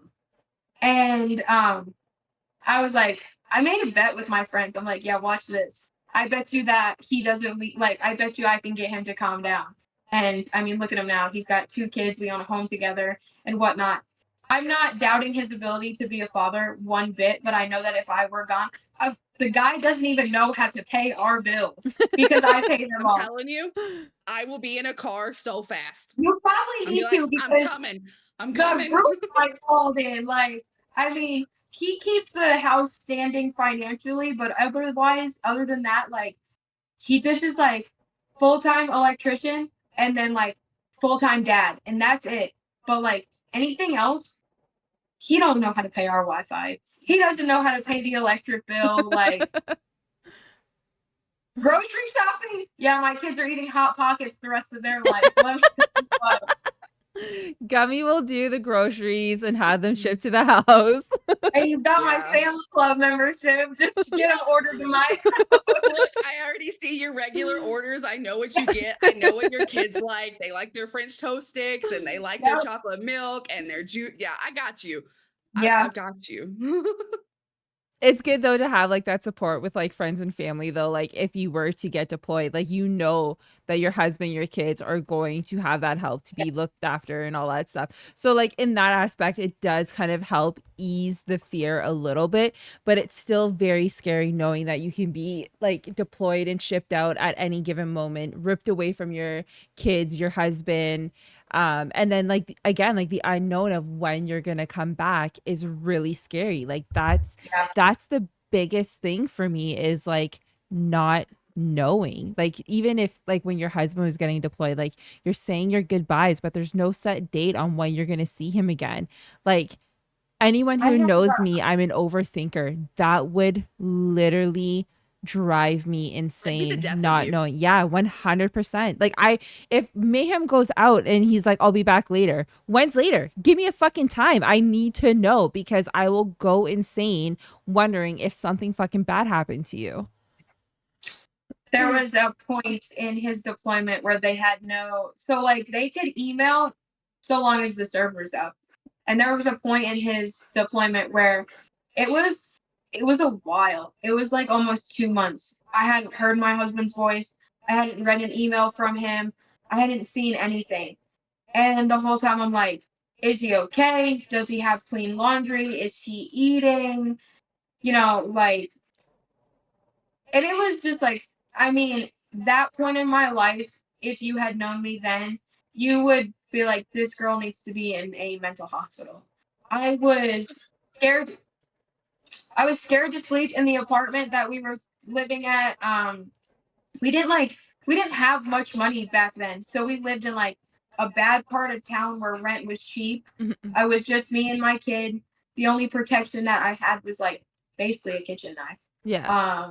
And a 18-year-old boy had been shot in the parking lot of our apartment complex. Oh my gosh, And America.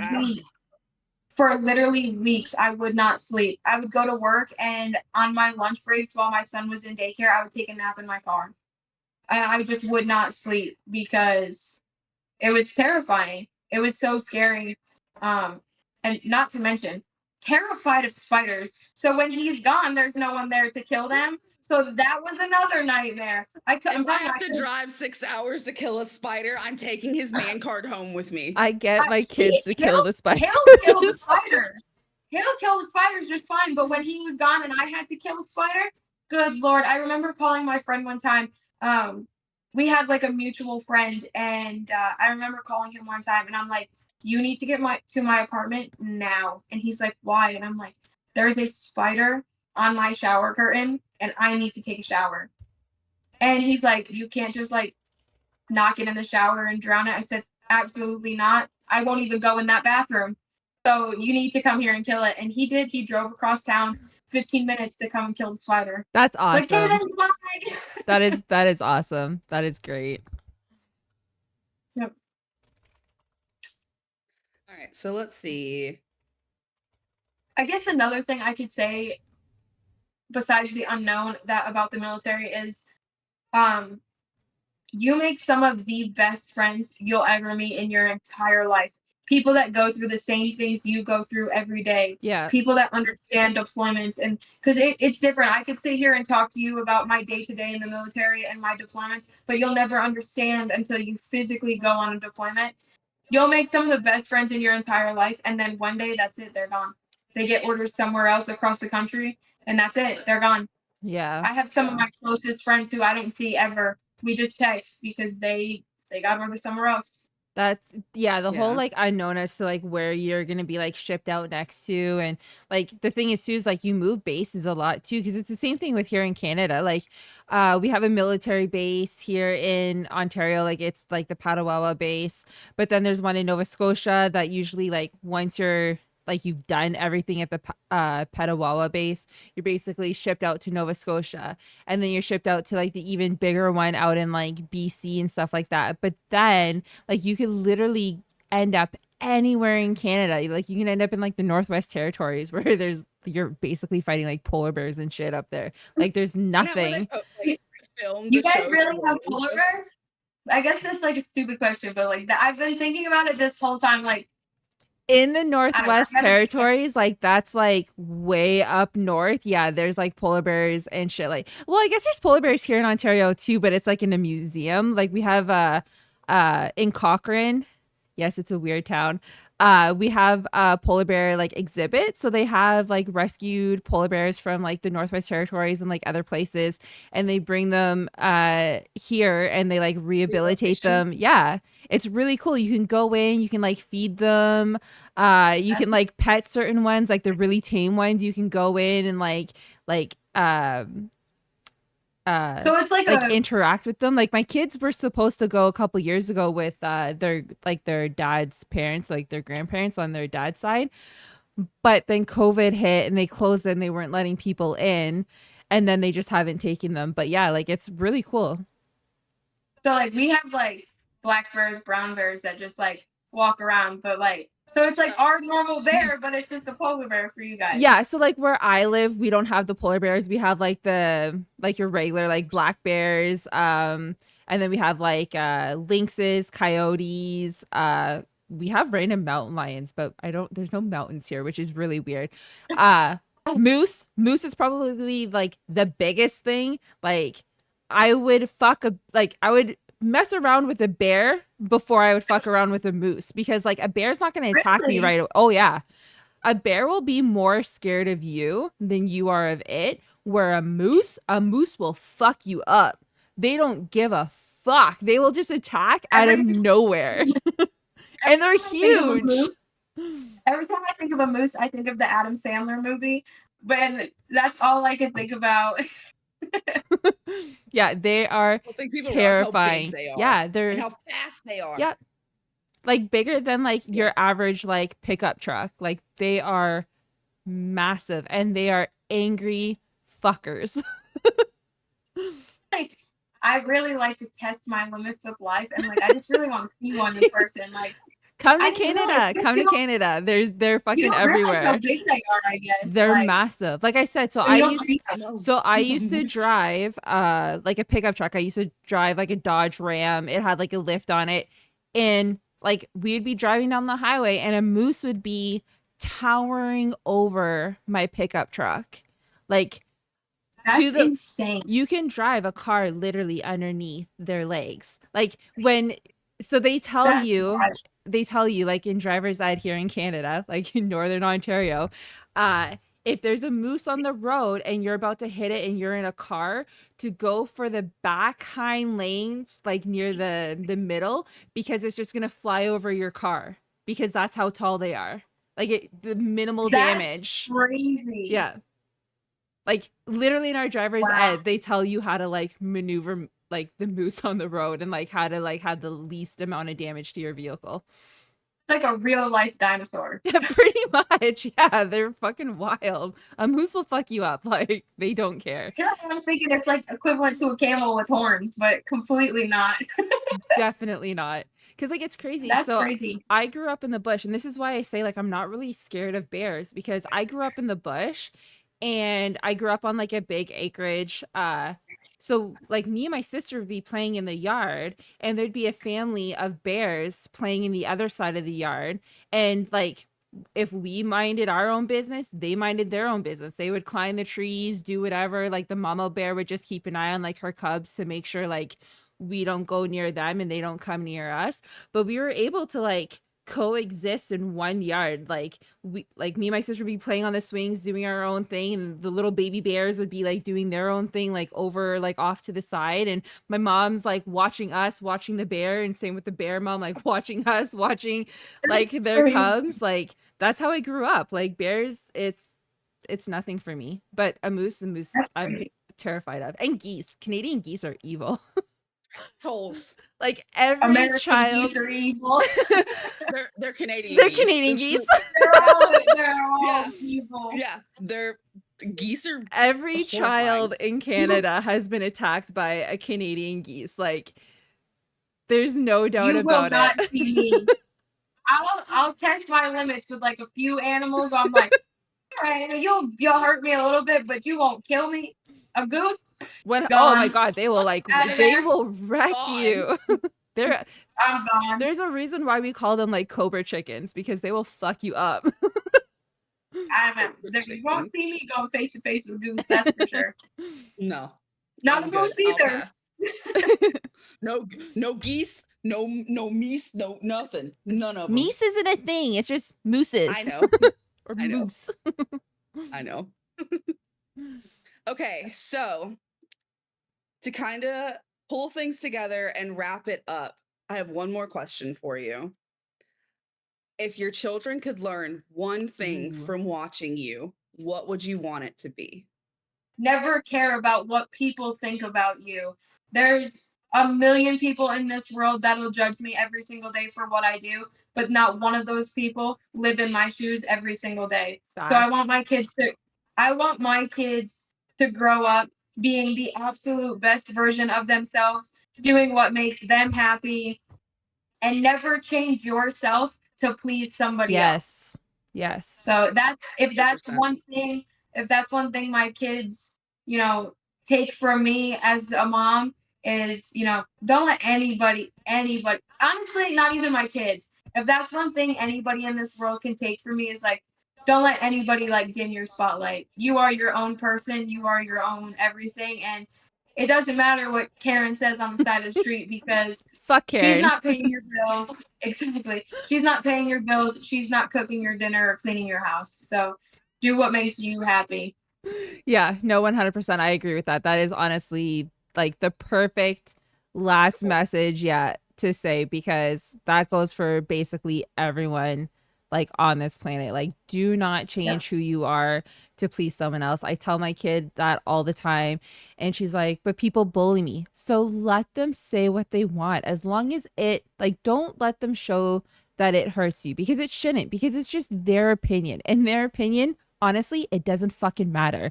If you are happy, People hurt people. exactly. If you are happy doing what you like, and you are, if you're into, say, Harry Potter and they're not, who the fuck cares? Because at the end of the day, this is your life, not theirs. They're not going to be there for you. They're not going to help you when things get tough. So it shouldn't matter what they say. Just be who you are, love who you are, and end of story. Like, do not change to please someone else. Like, do not, like you said, dim your light to make someone else happy, because they sure as hell will not do the same for you. Exactly. Yeah, no, I love that. Opinions are like assholes. Everyone has one and no one wants to hear them. Exactly. Facts. I felt like that one needed. Yeah, that one needed to be read. That's my man, y'all. Hitting us with those hard facts. Oh God, I love you.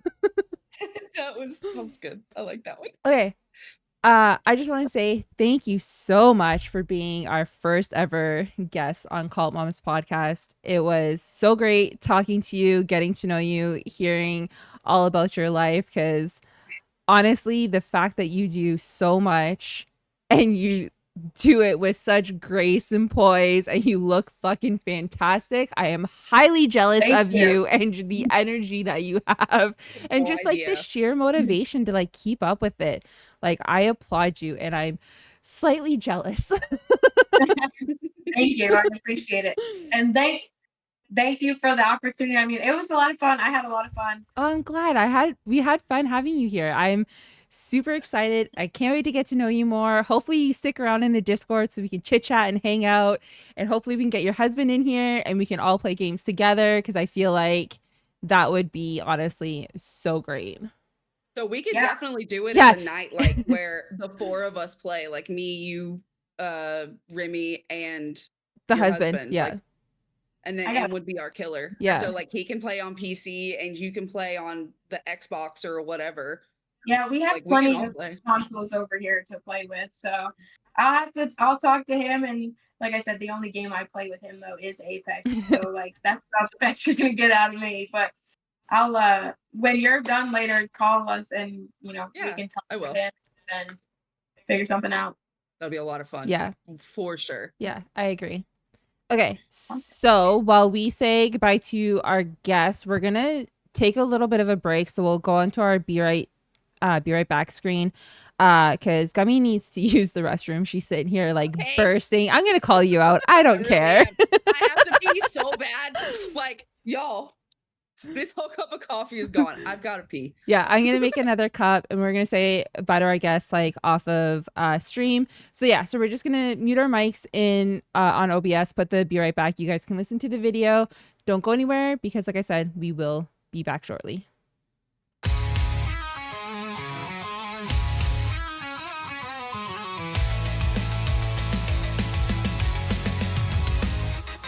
Mayhem calls like a wolf at the door, pulling the misfits, the lost, the ignored. From burned out hearts and 9 to 5 graves, they rise with the moon, the ones they couldn't save. The cultists come, no rules, just soulless. Stories too heavy for Sunday control, but the moms are waiting, wild-eyed and wise, with open arms and fire in their eyes. They don't do quiet, they don't do tame. Call them mad, call them holy, call them by name. One hand in the honey, the other in the fight. They'll baptize your soul with a kiss and a lie. They're the mothers of the flame, with truth on their tongue. They'll burn down the lies just to build up the young. Fiercely loving, raw and real, no sugarcoating how they feel. They hold the chaos like a prayer. Cult moms, we know they care.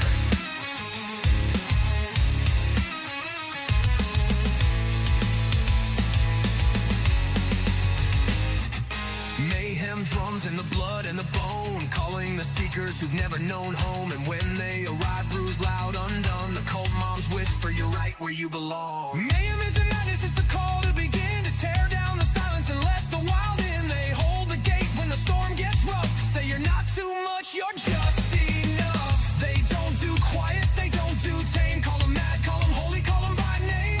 One hand in the honey, the other in the fight. They'll baptize your soul with a kiss and a light. They're the mothers of the flame, with truth on their tongue. They'll burn down the lies just to build up the young. Fiercely loving, raw and real, no sugarcoating how they feel. They hold the chaos like a prayer. Cult moms, we know they care.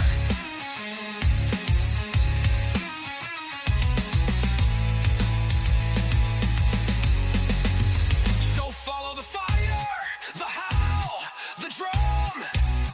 Mayhem and truth, they're where you're from. Two cold hearts, one sacred spark, lighting up this holy dark. They're the mothers of the flame, with truth on their tongue. They'll burn down the lies just to build up the young. Fiercely loving, raw and real, no sugarcoating how they feel. They hold the chaos like a prayer. Cold moms, we know they care.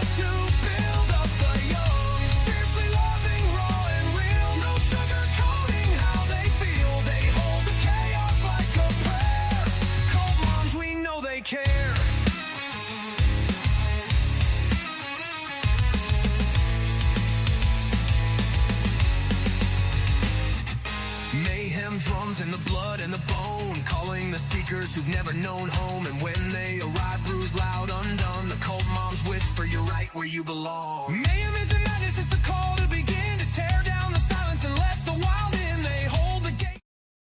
And we're back. I'm muted on OBS. Okay, and we're Okay, back. we're back. Okay. Okay. Oh my goodness. So I hope everybody enjoyed our first guest star. Yeah, That was definitely a lot of fun. that was great. She's fantastic, honestly. See, Crazy, now you can crazy see why amount we of the spend stuff so much time that she in the does. calls. Yeah, Yeah. honestly, I can definitely see why you gravitated towards her. She is literally like the She- definition of a super mom, guys. Like 100% envy, like the energy and the motivation that she has to just keep doing everything that she does. Literally, like I said, super mom. Because good Lord, sometimes I find it hard just to get out of bed some days. Sorry, kids came and started talking to me. But yeah, No no, worries. she's great. Mm. She's great. And she's excited to for all of us to game together. She was like, after stream, call me and Riley. Oh, well, Oh, she said dude. his name first. Call husband. She said his name first. Definitely interested in playing some DBD and going into the fog with us. Sweet. So That's going to be on be the lookout for super that. exciting, guys. That's going to be She great. was like, he's gonna be home all day today, all day tomorrow, and then also up all night tomorrow night because he's having to switch over to. Well, they do like shift work. Yeah, that's how it Yeah, is. they do. He does the swing shift. Yeah, that's how my ex is too with being an electrician. Yeah.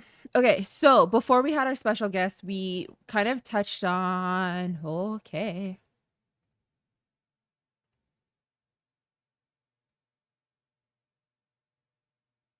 Oh, yes. My bad. I meant to put that in. I'm sorry. I will make sure to do that today. That's my bad. Sorry. Okay. Yeah, so as I was saying, before any what other message? Oh, I see.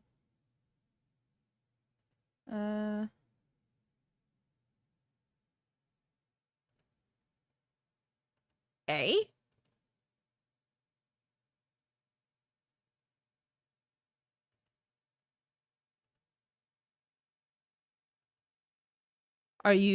Are we leaving that? Are you handling that?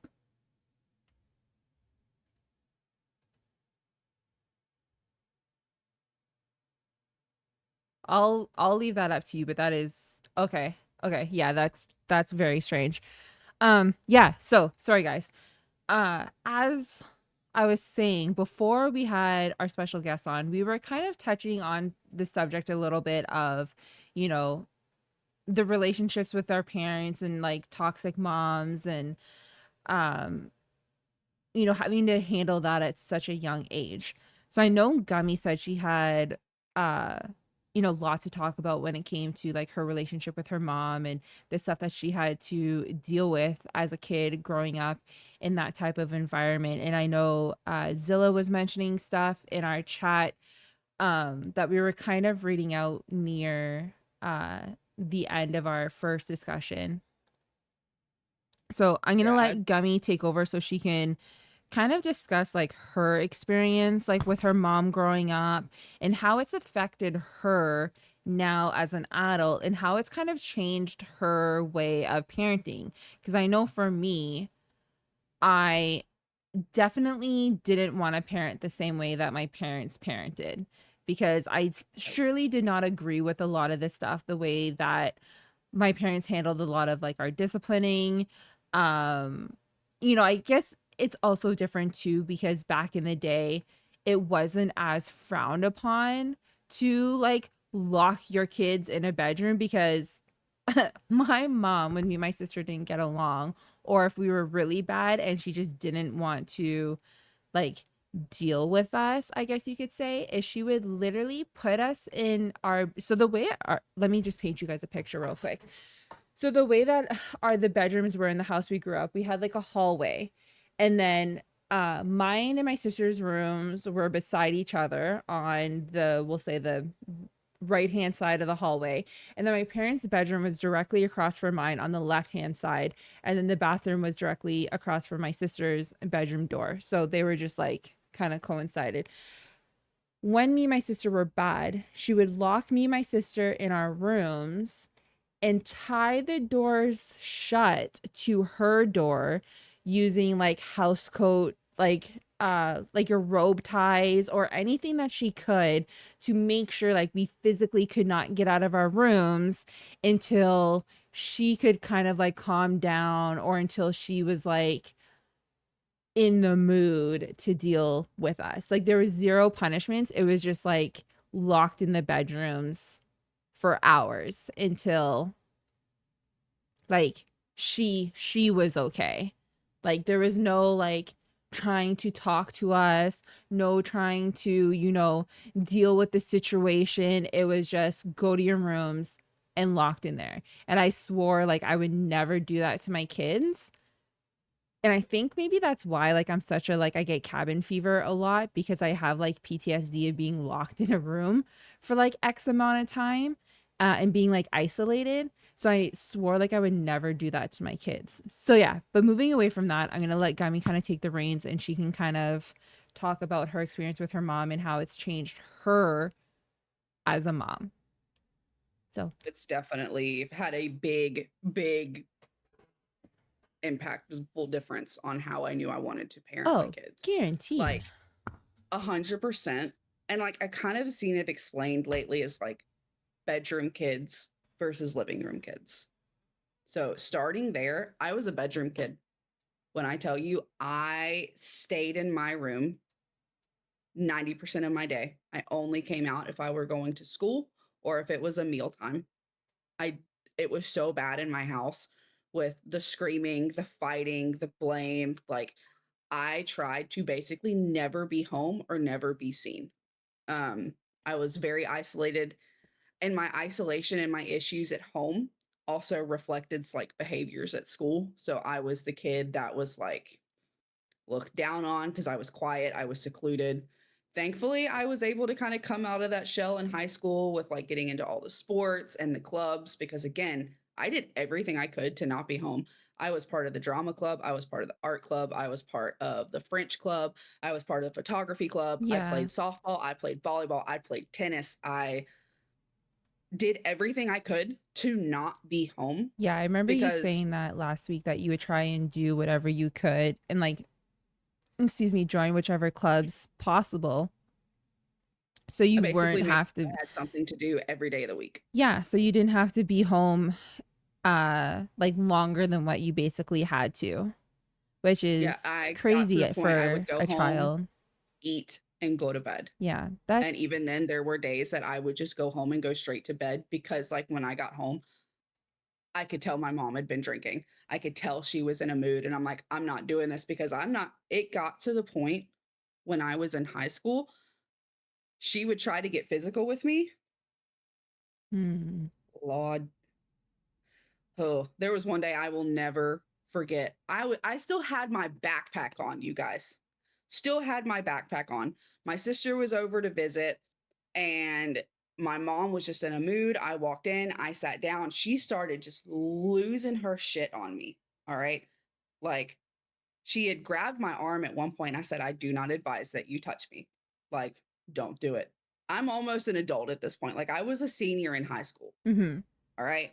So I am like fully grown, playing. I'm in shape. I'm stronger than, you know, she definitely was, especially in drunk. Yeah. Well, she just kept going on and on and on. And it's all nonsense. All of it's nonsense. And I'm actually pretty sure part of it was me calling out her drinking and how bad her drinking was an issue. Well, she did not veer away from me saying, don't touch me. And she grabbed me and like yanked me. And I basically had no other choice but to get physical back. And I pushed her, and she went flying across the room because she's drunk and she's dramatic. Well, guess who got in trouble for that? Guess whose fault that was? So, because I came to you concerned about your drinking because of the medications that you're on, how hot it is. And I went to her like, basically, I'm going to say adult to adult because like at that age, like I was like 17. Yeah, you're All right. 17, almost 18 at that point. Exactly. So like, and I've had a good handle. I had to grow up so fast. All Mhm. right. And it got to the point because I would find her passed out. All right. Mhm. And it was just, it needed to be talked about. Yeah. I got kicked out. No, My, they you know, kicked you out for that?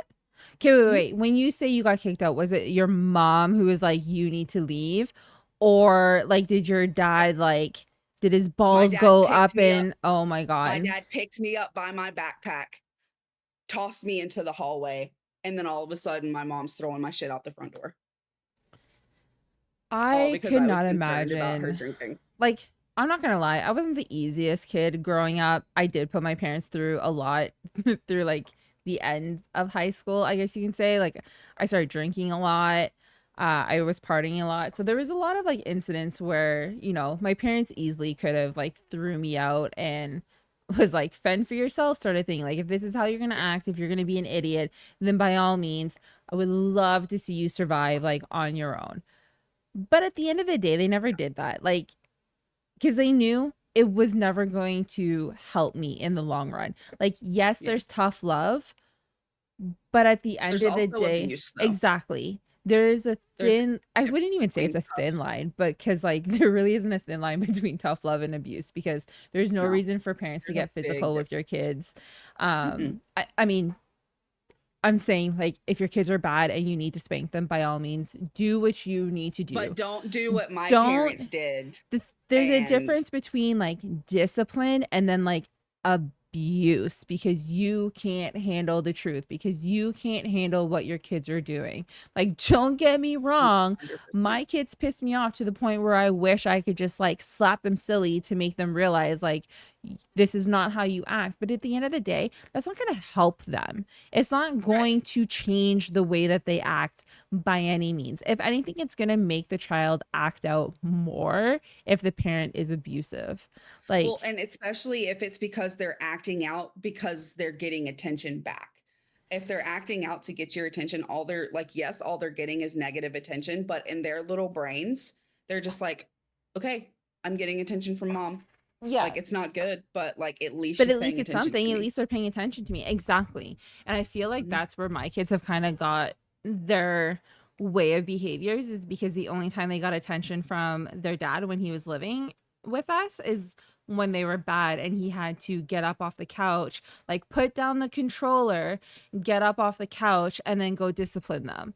Because like Mhm. if it was just me and like my kids at the time, like if he was at work, they were fine. They didn't fight, they didn't argue. They were able to be out in the living room, you know, like hang out. We would watch movies. But then the moment dad came home, because he wanted the TV for his video games, they were shunned to their bedrooms. They were not allowed out of their bedrooms. And I hated that. And see, I I dealt with the despised same that. thing as a kid.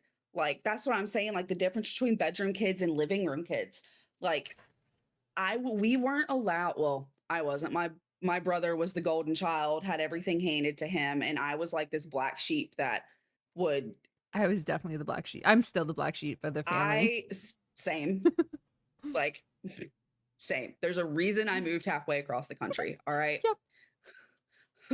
So, but yeah, like I was not allowed like in the living room because my mom always had to have it nice and pretty. Like when I tell you her point of control and everything having to be how she wanted it, Oh, for me, I never got to decorate a Christmas tree how I wanted to until I oh was a my grown gosh. adult and lived in my own house. Hey, you've known me for like what, two Christmases now? You know Mhm. for a fact, like when we do the Christmas tree, it is a family thing. My kids put the ornaments on the tree. I hand them, like I'll stand at the box and I'll just grab an ornament and hand it to them, and they put it wherever they want on the tree. It is a Christmas tree.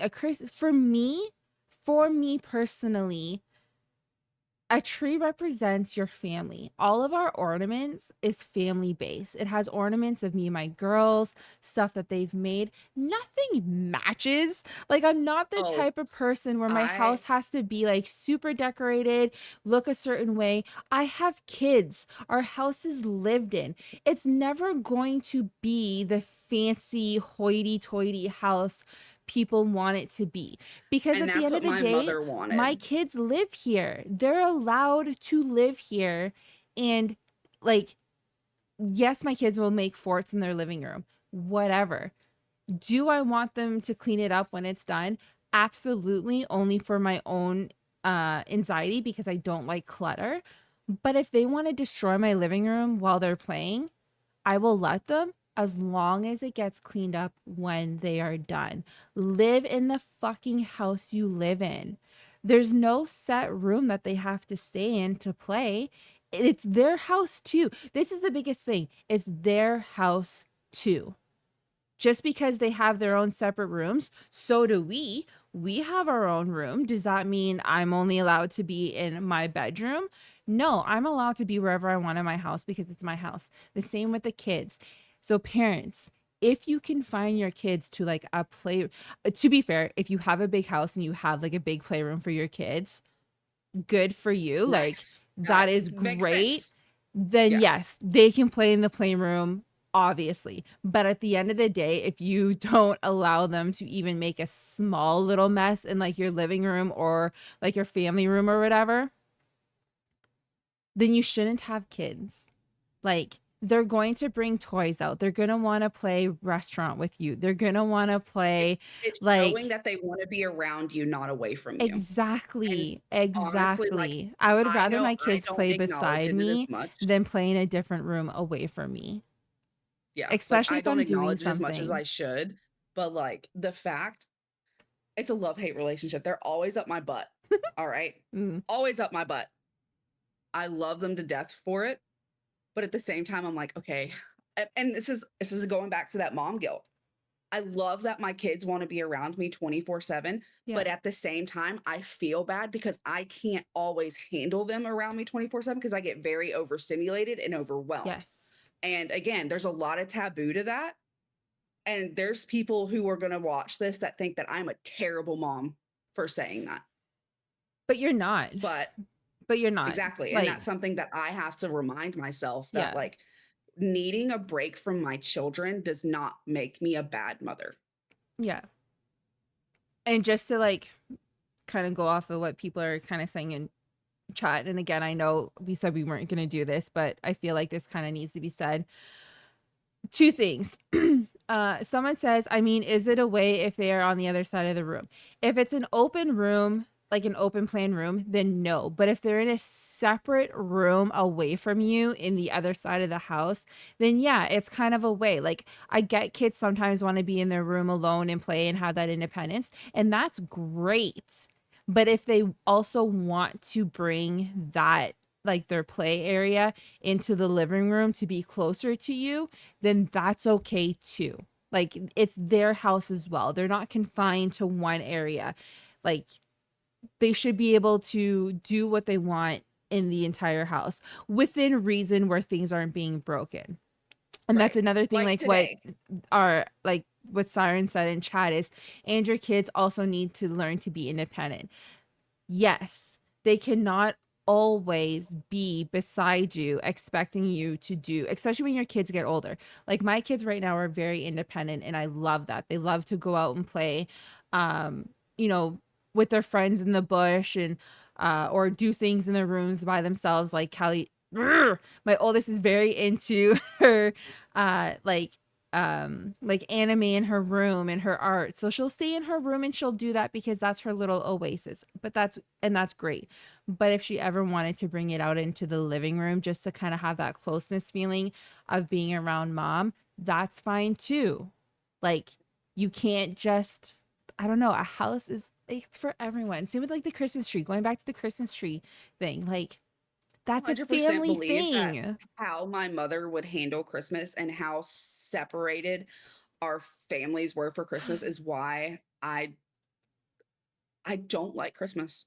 See, I I love Christmas. fucking hate I Christmas. love Christmas. And like I try to love it for my kids Hmm. because they love Christmas. So like I'm trying, but it's like I just have this deep rooted just broken part of me. Like my family broke Christmas for me. It was all separate Christmases. You know what I said about not being able to decorate the Christmas tree, and it's just having a Christmas here at our house and then a Christmas at my nana's and then a Christmas at my grandma's and then a Christmas at my other grandparents and then a Christmas at my uncle's or my aunts. It was too much. And Yeah. it just got to the point that it just felt like Christmas was turning into this business transaction. Yes. The family that I have, and my sister and my cousin have talked about this a lot. And I can barely even say we're a holiday family. We say we're a holiday family. We don't talk, communicate, hang out, do anything basically unless it's a holiday or someone dies. Yes. Okay. So, kind of gonna jump in on that. That is exactly why I didn't go to my family's Christmas in July yesterday, because any other time of the year, where are you guys? Like, you guys don't reach out to me, you don't message me, you're not there when I need you, like during my hard times. Like, we don't speak. And yes, I get a part of that is on me as well, because like I'm not very good at reaching out to people as well. But at the same time, like, I'd be more we willing to never reach out really to you if you reach out to me and my kids. exactly. But at the same time, like, even growing up, no one reached out unless it was a family gathering. And to be fair, we had so many family gatherings when we were little that no one really needed to take out, like, do the extra mile and like reach out, because we were seeing each other like once every 2 months anyways. But now we're older, we all have our own kids. The family gatherings have kind of like dwindled down a bit because, again, everyone's older, they have their own lives. Unfortunately, family members have passed, which who used to be like the glue of the family type of thing. Yeah, 100%. When my grandma died, everyone, and I don't even think I had to say anything. They know I'm not coming back. Yeah. When I my won't. aunt passed away, it drew a line in our family because of the way people handled it when she was sick and didn't agree with how her son and his wife handled things. It drew a hard line with the family. And, I get it. She has many siblings. So everyone, felt like that they deserved things more than her son because she was their sister first. That's not Probably how it touched on it works. last week. Some. We probably did touch on that last week just a little bit. But the biggest thing is for me is, yes, she was your sister first, but the moment she became a mom, you guys became second. Her son became number one. So his wishes, the way he wanted things done and handled, because again, it was COVID. Things were all things were very limited because of COVID. Right. So how he handled things, that's his business. He doesn't need to listen to you guys because that's his mom. You guys need to respect that. And it's going to be the same thing if I get sick and if my sister tries to throw up a stink on how my girls handle it. Well, she was my sister first, blah, blah, blah. But I'm their mother. My kids trump anyone else in my family. I don't care who the fuck you are. My kids will decide, like, obviously this is if they're older and able to, they will decide what happens to me. And if you don't respect it, then fuck off. Let us grieve. Let us do what we need to do in peace, because the only thing you're doing is hurting more people with your selfishness. Like, yep. End of story. And I know if any of my family members see this, they're going to be pissed off, but I feel like they already know that I sided with my cousins on how this was handled. Because, like, she was my godmother. Like, she was very important to me. And I was very close with like her son and his wife and like their kids and all that stuff. So I will 100% back them always. Always, always, always. 100% I'm on their side on how things were handled. So, yeah. See, and, Continue. like, so kind of going back to the toxic mom thing, my siblings and I, well, mostly me and my sister that I talk to, we're trying to figure out who's even going to handle that for our mom. I mean, I When feel I like the tell text you, messages that you guys had was kind of on par. I forgot I showed you that. Oh, fuck yeah. Oh man. Dark Yeah. humor, guys. Look, if it was up to me, I'd donate her for science. There you go. Take it. See, I like, and I should feel bad about saying that. Mhm. I really should. But the shit that my mother has put me through my entire life, to the point the shit she was putting my children through, I can't anymore. But that's so I going I back to you can't. saying that you should feel guilty about saying that about your mom. Why? Why should you feel guilty? Given what she has kind of put you through in your life and the relationship that you guys have. And like, I fully get she's your mom, but the relationship that you guys have, you should not feel guilty for how you feel. And no one should make you feel guilty for how you feel. Like, this But is, boy, does her side of the family like to do that. but it's not their place, because No, it's again, not. where were they when she was treating you the way that she was? Where did they Taking her side and exactly, blaming me. they didn't step in and help. So like, for them to say you should feel guilty and all that stuff, for what? She made her bed, she burned the Yeah. bridge, she did what she did. Still, our family will still go to me and my sister specifically. Obviously, not so much my little brother because, Golden child. golden child, and not so much my oldest sister because she's occasionally like in contact with her, but she's also like, I don't know, fuck her too, anyways. They always tell me and my other sister, be the bigger person. Yeah. She's, you know how she is. She's always like this. Be the bigger person. I don't fucking want to anymore. You don't have to. I don't want to. And I should not have to be the bigger person for my mother. I was the bigger person as a child when I was the one that was her shoulder to cry on when she was upset with something that my dad did, which, most of the time should not have been something that she had a big of a meltdown over. I should not have been the person who had to try to get her from drinking. I should not have been the child who had to pick her passed out body up off of our deck and call 911 because she was unresponsive. I should not have had to be the parent when I was a child. Exactly. Yeah. I fully agree. Like, I could never imagine putting my children through any of that. No. Never.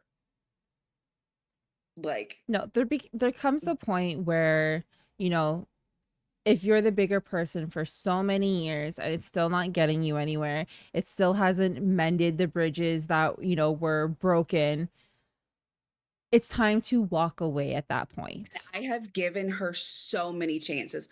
Like, we were talking, I don't know if this was fully on the podcast last week or if it was just in VCs, but there was a point in time a few years ago, we had a house. It wasn't the best house in the world, but guess what? We had a house. We both had really good jobs and our kids were doing great. It was at that time she called me, and because like when we're not living together, our relationship wasn't bad, but it was when we were living under the same roof that things definitely were always horrible. Like, very tense. But she called me crying one day, talking about how she was so lonely because dad was always working and that she was feeling suicidal. And she's like, I want to be, I need you. basically talked us into moving back to North Oh, Carolina. I do remember you saying this, and I think this was like on like last week's episode where you moved back and then shit just went like south real Yep. quick. Like that it was like the Yeah. biggest mistake that you and Bryce made was like moving back to try and like be close to her. And of course, you know, during all of that, when I just up and left. We just left. You know, I wasn't doing that anymore. The straw on the camels that broke the camel's back was my oldest coming up to me, about 4 years old. Why does my Nana hate me? Ugh, That I saw red. yeah. I saw red. I was fucking done. And I never spoke to her again. I did not speak to her again until we reached out to her when my grandma was dying, and she refused to come to the hospital because me and my sister were there and we didn't speak to her. Yeah, She was that's being selfish and didn't want to be there for my dad because my sister and I didn't speak to her. And I will say, my mother was the person who caught me before my knees hit the ground. it's okay.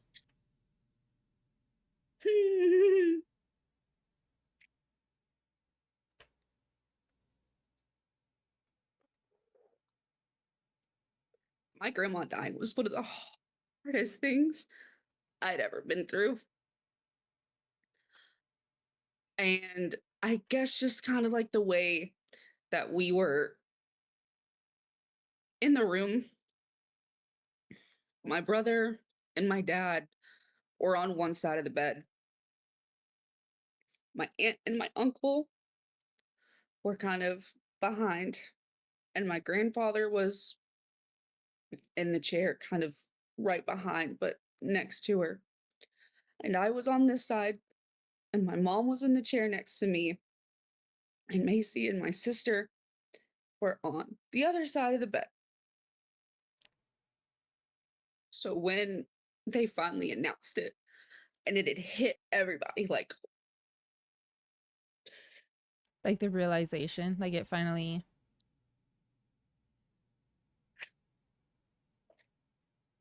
yep, she was the one that stood up and was there for me in that moment. So, like, I had that bit of guilt afterwards. But then, of course, you know, she tried to be great supportive mom of the year because she was there and she was holding me. And like the first day was okay. And then before they even fully rolled her body out of that room, she was asking about the will. Her body wasn't even cold yet. And her first concern was getting her hands on that will. And that is, it's just the most disgusting fucking behavior. it's like where they forget that, you know, in that split Yeah. moment she had that like maternal instinct to hold her baby during like a hard time, you know, to be there for her. But then again, it took nothing for that switch to flip for her to go back to like the narcissistic parent that Yep. she's been and been like, okay, like now when do we like see the will, deal with the will? Like it's Yeah. This was also the same day and same time, probably within the fucking hour, that I got called a selfish, vain mother because I didn't want Lily's to shave hair. Yeah. my child's head because of her eczema. So, all within this same conversation, she's not only bypassing that my grandmother, who was my best friend, and anybody who knew me before she passed, I talked about my grandma all the time. Yeah. That woman was everything to me. Like, the people who were in VC with me, the moment that I found out that she was, Ill. yeah, not even that she was ill, but like injured and Yeah. in ICU. I lost it. I fucking lost it. Yeah. I was there for that. And It broke me to yeah, see you like that. it's just she was so selfish and so just she was the one that was basically waiting for it to happen. She would talk mad shit about my grandma. Used her as a fucking cash cow. She was disgusting. And it's just that trip I that trip was what made me never look back. Yeah, but like so like Siren says here, one single act doesn't erase a lifetime of selfishness. And I Yep. fully agree with that. And that's kind of where I feel like you Oh, I'm don't need sorry. to feel guilty for how you feel because she was nice for a split second. Because again, think of what happened literally moments after all of that. She went back to the person who she was. Is narcissists don't change. They don't. No, They don't change. no. And they honestly Nothing. never will. Mm-mm. It's only episode 2, guys. It's okay. I'm sure there's going to be moments where I'm sitting here Oh, bawling my absolutely. eyes out because, and guys, I'm going to warn you now, I am not a pretty crier. It gets ugly, it gets heavy because I can't control it. Once I start crying, I'm done. Like, there's just no going back. I will probably cry the rest of the episode because I have zero controls over my emotions once I start crying. Like, it just, See, it doesn't like, stop, like, for this the is gonna whole sound so day. fucking unhealthy. Like, this is Wow. gonna sound so unhealthy. I can cut off crying by the flip of a hat simply because I was always threatened as a child when I cried. Do I need to give you a reason to cry? Why are you actually like, Oh, yeah. suck it up? No, I actually I don't remember crying a lot as a kid. I cried a lot when I got hurt as a kid, but I feel like my emotions were very intact as a kid. But like to be fair, like I had a relatively great childhood. Like we spent the majority of our time with my grandmother, like on my dad's side. She was such a cool lady. She had a house on the lake that her and her husband like built up, and it was basically like our family's oasis. Like we called it our camp. Like we were going to camp for the weekend. We were basically Yeah. going to my grandmother and grandpa's house, and we were there like whether it was winter, summer, like we spent weekends, March breaks, Christmas, summers, like any spare weekend, we were there. And we were there, like it wasn't just like me, my sister, it was me, my sister, my cousin, we'll call her A, and then her two brothers. And I guess like that was it for that side. Like it was only just like the five of us for the cousins on that side of the family. But like we spent all of our time together, and the amount of memories and core memories we have with like my grandma and that side of the family, I feel like I had a more privileged childhood than most people. And not in the sense that we had money because we were very much poor, but privileged in the sense that we had our own like oasis. We got to spend time with like our family like all the time, and like the things that we got to do, the snowmobiling, ice fishing, boating, kayaking, tubing behind the boat. Uh so guys, this is like a true like Canadian like redneck thing growing up.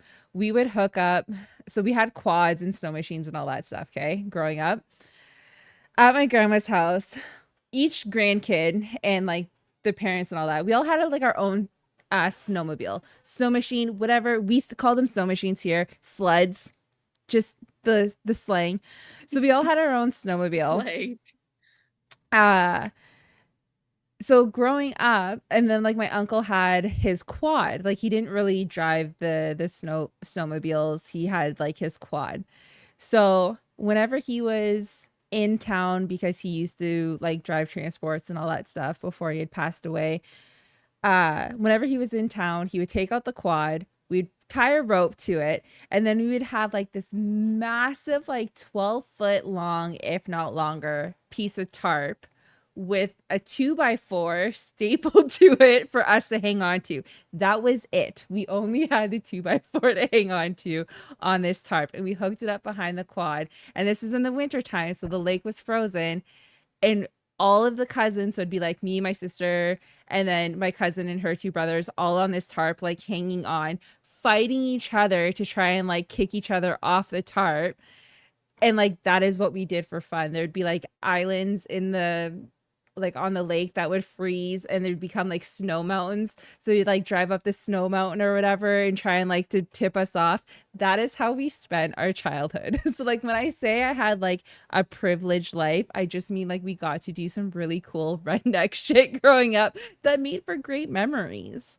Like we Yeah, were no, some of poor, my we didn't have favorite money, memories were at my but we were grandma's able to house. do, yeah, same. All of my memories growing up were at like all my good memories growing up were at my grandmother's house, like on the lake. And then all my bad ones were basically my sister tying me to the big satellite that we had in our yard during Yeah. thunderstorms. So I actually sent this to Rosie because something we had talked about, and this ties in with the toxic parents and the support systems and all that. Yeah. So I'm just trying to find the video so I can read it word for word. Okay. It says, and because I relate to this so much, and it kind of goes back to the comment that was made that it's very rare for children to not like their grandparents. Oh, yes. But in It regards says, to my kids. well, that was, and also with like my kids calling my mother the mean Nana Yeah. and all of that. Yeah. So it says, I read that most times the grandparents who choose to not actively be a part of a grandchild's life is because they never wanted to be a parent in the first place. The ones who are going above and beyond do it because they want to relive their love of parenting all over again. It's a hard pill to swallow, but it all makes perfect sense. Never force someone to be a part of your child's life. I promise it's much better without them anyways. Yes. Facts. And I told my kids is like, because like, again, like my parents were never bad parents growing up. Like they had their moments. My dad always worked out of town. My mom basically raised us alone. We weren't the easiest kids growing up. Me and my sister, we fought like cats and dogs. Like she threw chairs at my face. She broke both my fucking legs. Oh, dude. Me and my brother used to fucking like, oh no, like okay, everyone knows like the early 2000s, you had the big ass fucking TV in the big wooden entertainment center. I fucking yoinked the entertainment center and squished him with it. I put wart remover in his eyeballs. I cut his eyelashes off because boys aren't supposed to have long, pretty eyelashes. Like Okay, so me and my were hateful to dude, each me and other. my sister were not that bad, but we were bad. Like we were catty. We were the catty girls and stuff like that. She was a little bit more vicious, like I said, like when I was like 3 or 4 and we were at my grandma's house. It was like a 2-story house, so there was like the upstairs and then like the basement is where like the kids always hung out. And there was probably like 16, 17 steps like going up and down. So, and I remember this, it was probably like Christmas time because everyone was there. And I was chilling downstairs with my cousin A. And we're just hanging out. And then I just hear my sister and be like, legal name me, to like stand at the bottom of the stairs. So I'm just like, cute little kid, be like, oh, okay, what's up? And then a chair like comes flying at my face and hits me in my nose. And that's why I have like 2 little bumpies on my, well, mind you, my makeup's covering it now, but yeah. So I got smacked in the face with a big old chair because my sister threw it down the stairs at my face. Like she planned it. Like she legit called me to go and stand at the bottom of the stairs, and she was already standing at the top waiting to like yeet it down to fucking right in the face. Yeah. And then yeah, there was a lot of shit. Like crazy shit between me and my sister. Premeditated chairing. Yeah. Seriously. Pretty much. That's fucking wild.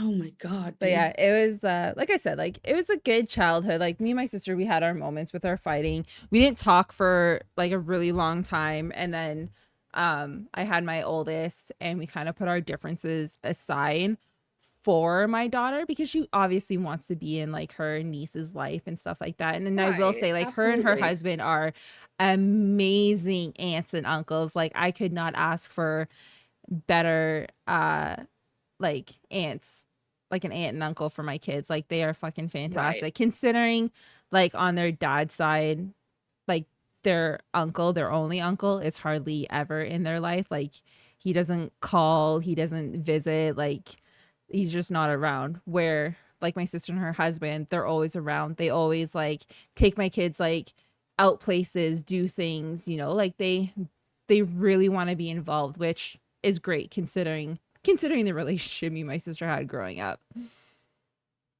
Yeah, I will say like my biggest thing I miss with North Carolina is my not my oldest sister because she's in Florida, but like my the other middle sister basically. Um her. Like we have a trip planned and we've been planning it fuck months at this point that we're going to be going and doing a family trip together and for Thanksgiving. So I'm very excited for that cuz she is the one part of the family that is like always kept up, always checked in, always making sure we're good. But then the rest of the family, I shit you not, most of them I haven't heard from since my grandma's funeral. Which is crazy. That's crazy. But to be fair, like I haven't heard from a lot of my cousins since like my grandmother's passing in like 2013. So, like there's yeah, it's just I don't know, when the glue to the family passes, people tend to just go their own ways and kind of live their life. And honestly, like it sucks because like I said, me and my cousin were super close. She was my best friend, but life has kind of gotten in the way of things. Like she has her own life now, I have mine. It would be nice to kind of get back to having the bond that we did have because like our kids like grew up together, which was nice because we were trying to keep that dynamic after my grandmother passed away to like have the cousins like always around each other. But then, you know, things happen, things get crazy. So I don't know. I'll try and maybe reach out and all that. 'Cause like we don't hate each other. Like we spoke the other night. She sent Right. me a she sent me a lovely article. That was funny. That was Also, so just great. a little random look what got put on my desk. Aw, that's so How cute that cute. is. This is what my oldest has been doing while I've been streaming because I don't know if you guys have noticed, but they have been very, Very quiet. very well behaved today. I'm not saying that word yet, Yeah. but So I will say shout out to another thing. Like we've talked a lot about like shitty parents and all that stuff, but I do want to give a shout out to all the amazing moms and dads out there, especially for the ones who are super supportive of their spouses who like stream, you know, work from home. You know, the fact that you do like that extra little bit to help and make things a little bit easier on your partner during like the work time or the streaming and all that stuff. I applaud you guys so much. Like kudos, you guys are fantastic. You don't get enough recognition. Like you deserve so much more. So kudos to all the dads and the moms out there, the supportive ones, I should say, because there are some crap ones out there that don't do shit. yeah. But yeah, all the ones who support. Um get a mayhem treat for good behavior. Do I get a treat for good behavior? I've been good this morning. So yeah. Anyways, on that note, I had mine off, but I want more. Yeah, I think we'll wrap it up here for today. So guys, coming up next week, we will have the lovely ooh, what's her Twitch name? Lil Tweety? Is that the Twitch? Little Tweety 90. Yeah. Lil Tweety's gonna come on. Sorry, I have to Yes. like Little I have Tweety like a 90. hiccup. Okay, she's gonna come on she's going to be our special guest. So we're going to talk about some very important topics with her. And I'm going to kind of reach out to her this week. Tweety, I don't know if you're still in chat or not. But I'm going to try and reach out and see about possibly doing a fundraiser for a charity for her stream, a charity of her choice.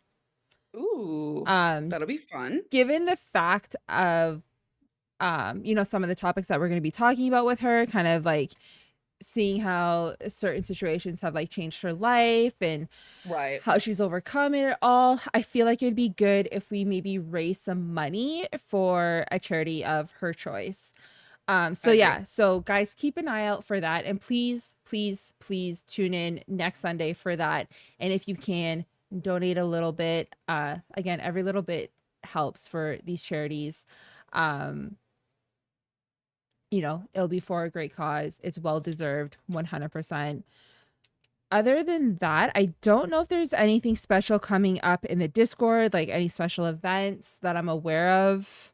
I don't think there's any games that are coming out. I know Gummy's doing her, finishing her RE stream, her RE8. I've got a busy rest of like the past next couple weeks because I'm finishing RE8.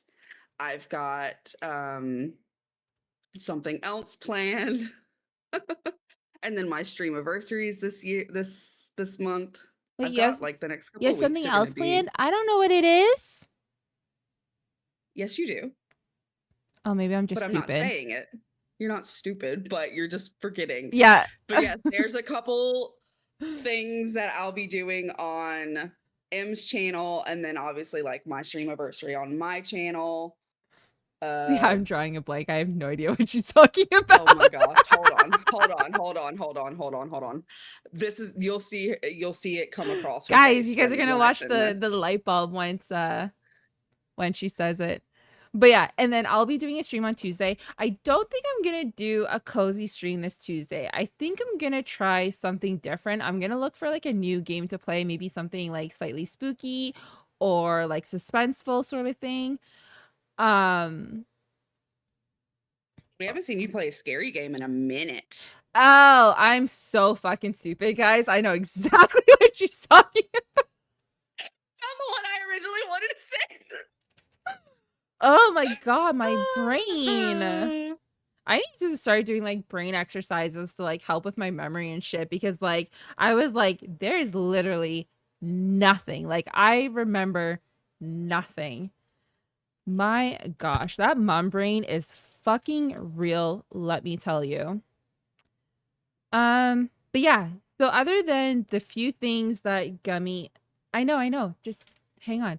We're bringing it in. Yeah, we're bringing it in. Don't you worry. Talked about, I feel like there's really nothing else going on in the Discord that we need to talk about for like upcoming events other than you know, the takeovers on Mayhem's channel, and then, you know, the Gummies streamiversary. We did talk about, you know, we touched light on the upcoming streamer, which was Roz's husband. Yeah. Guys, if you didn't follow, please go follow his channel. Gummy, if you want to drop the link in the chat one more time before we go. Yeah. Go show him love.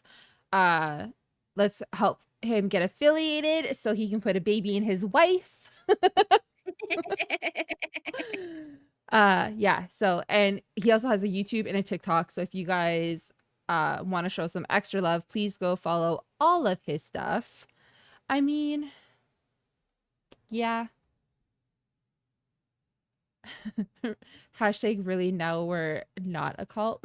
Yeah. No, we're not a cult. Well, whatever. Okay, do we have a target? I don't know. Do we have a target to show some crazy love to?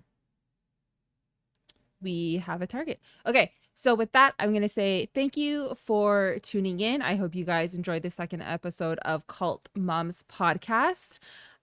We will see you guys same time next week at 10 a.m. Eastern Time. Bye, guys.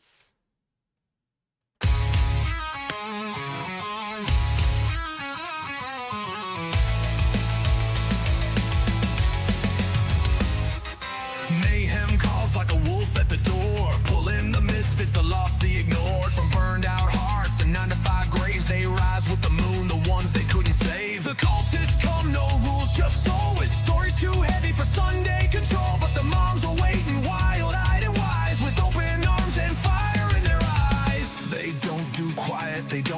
tame, call them mad, call them holy, call them by name. One hand in the honey, the other in the fight. They'll baptize your soul with a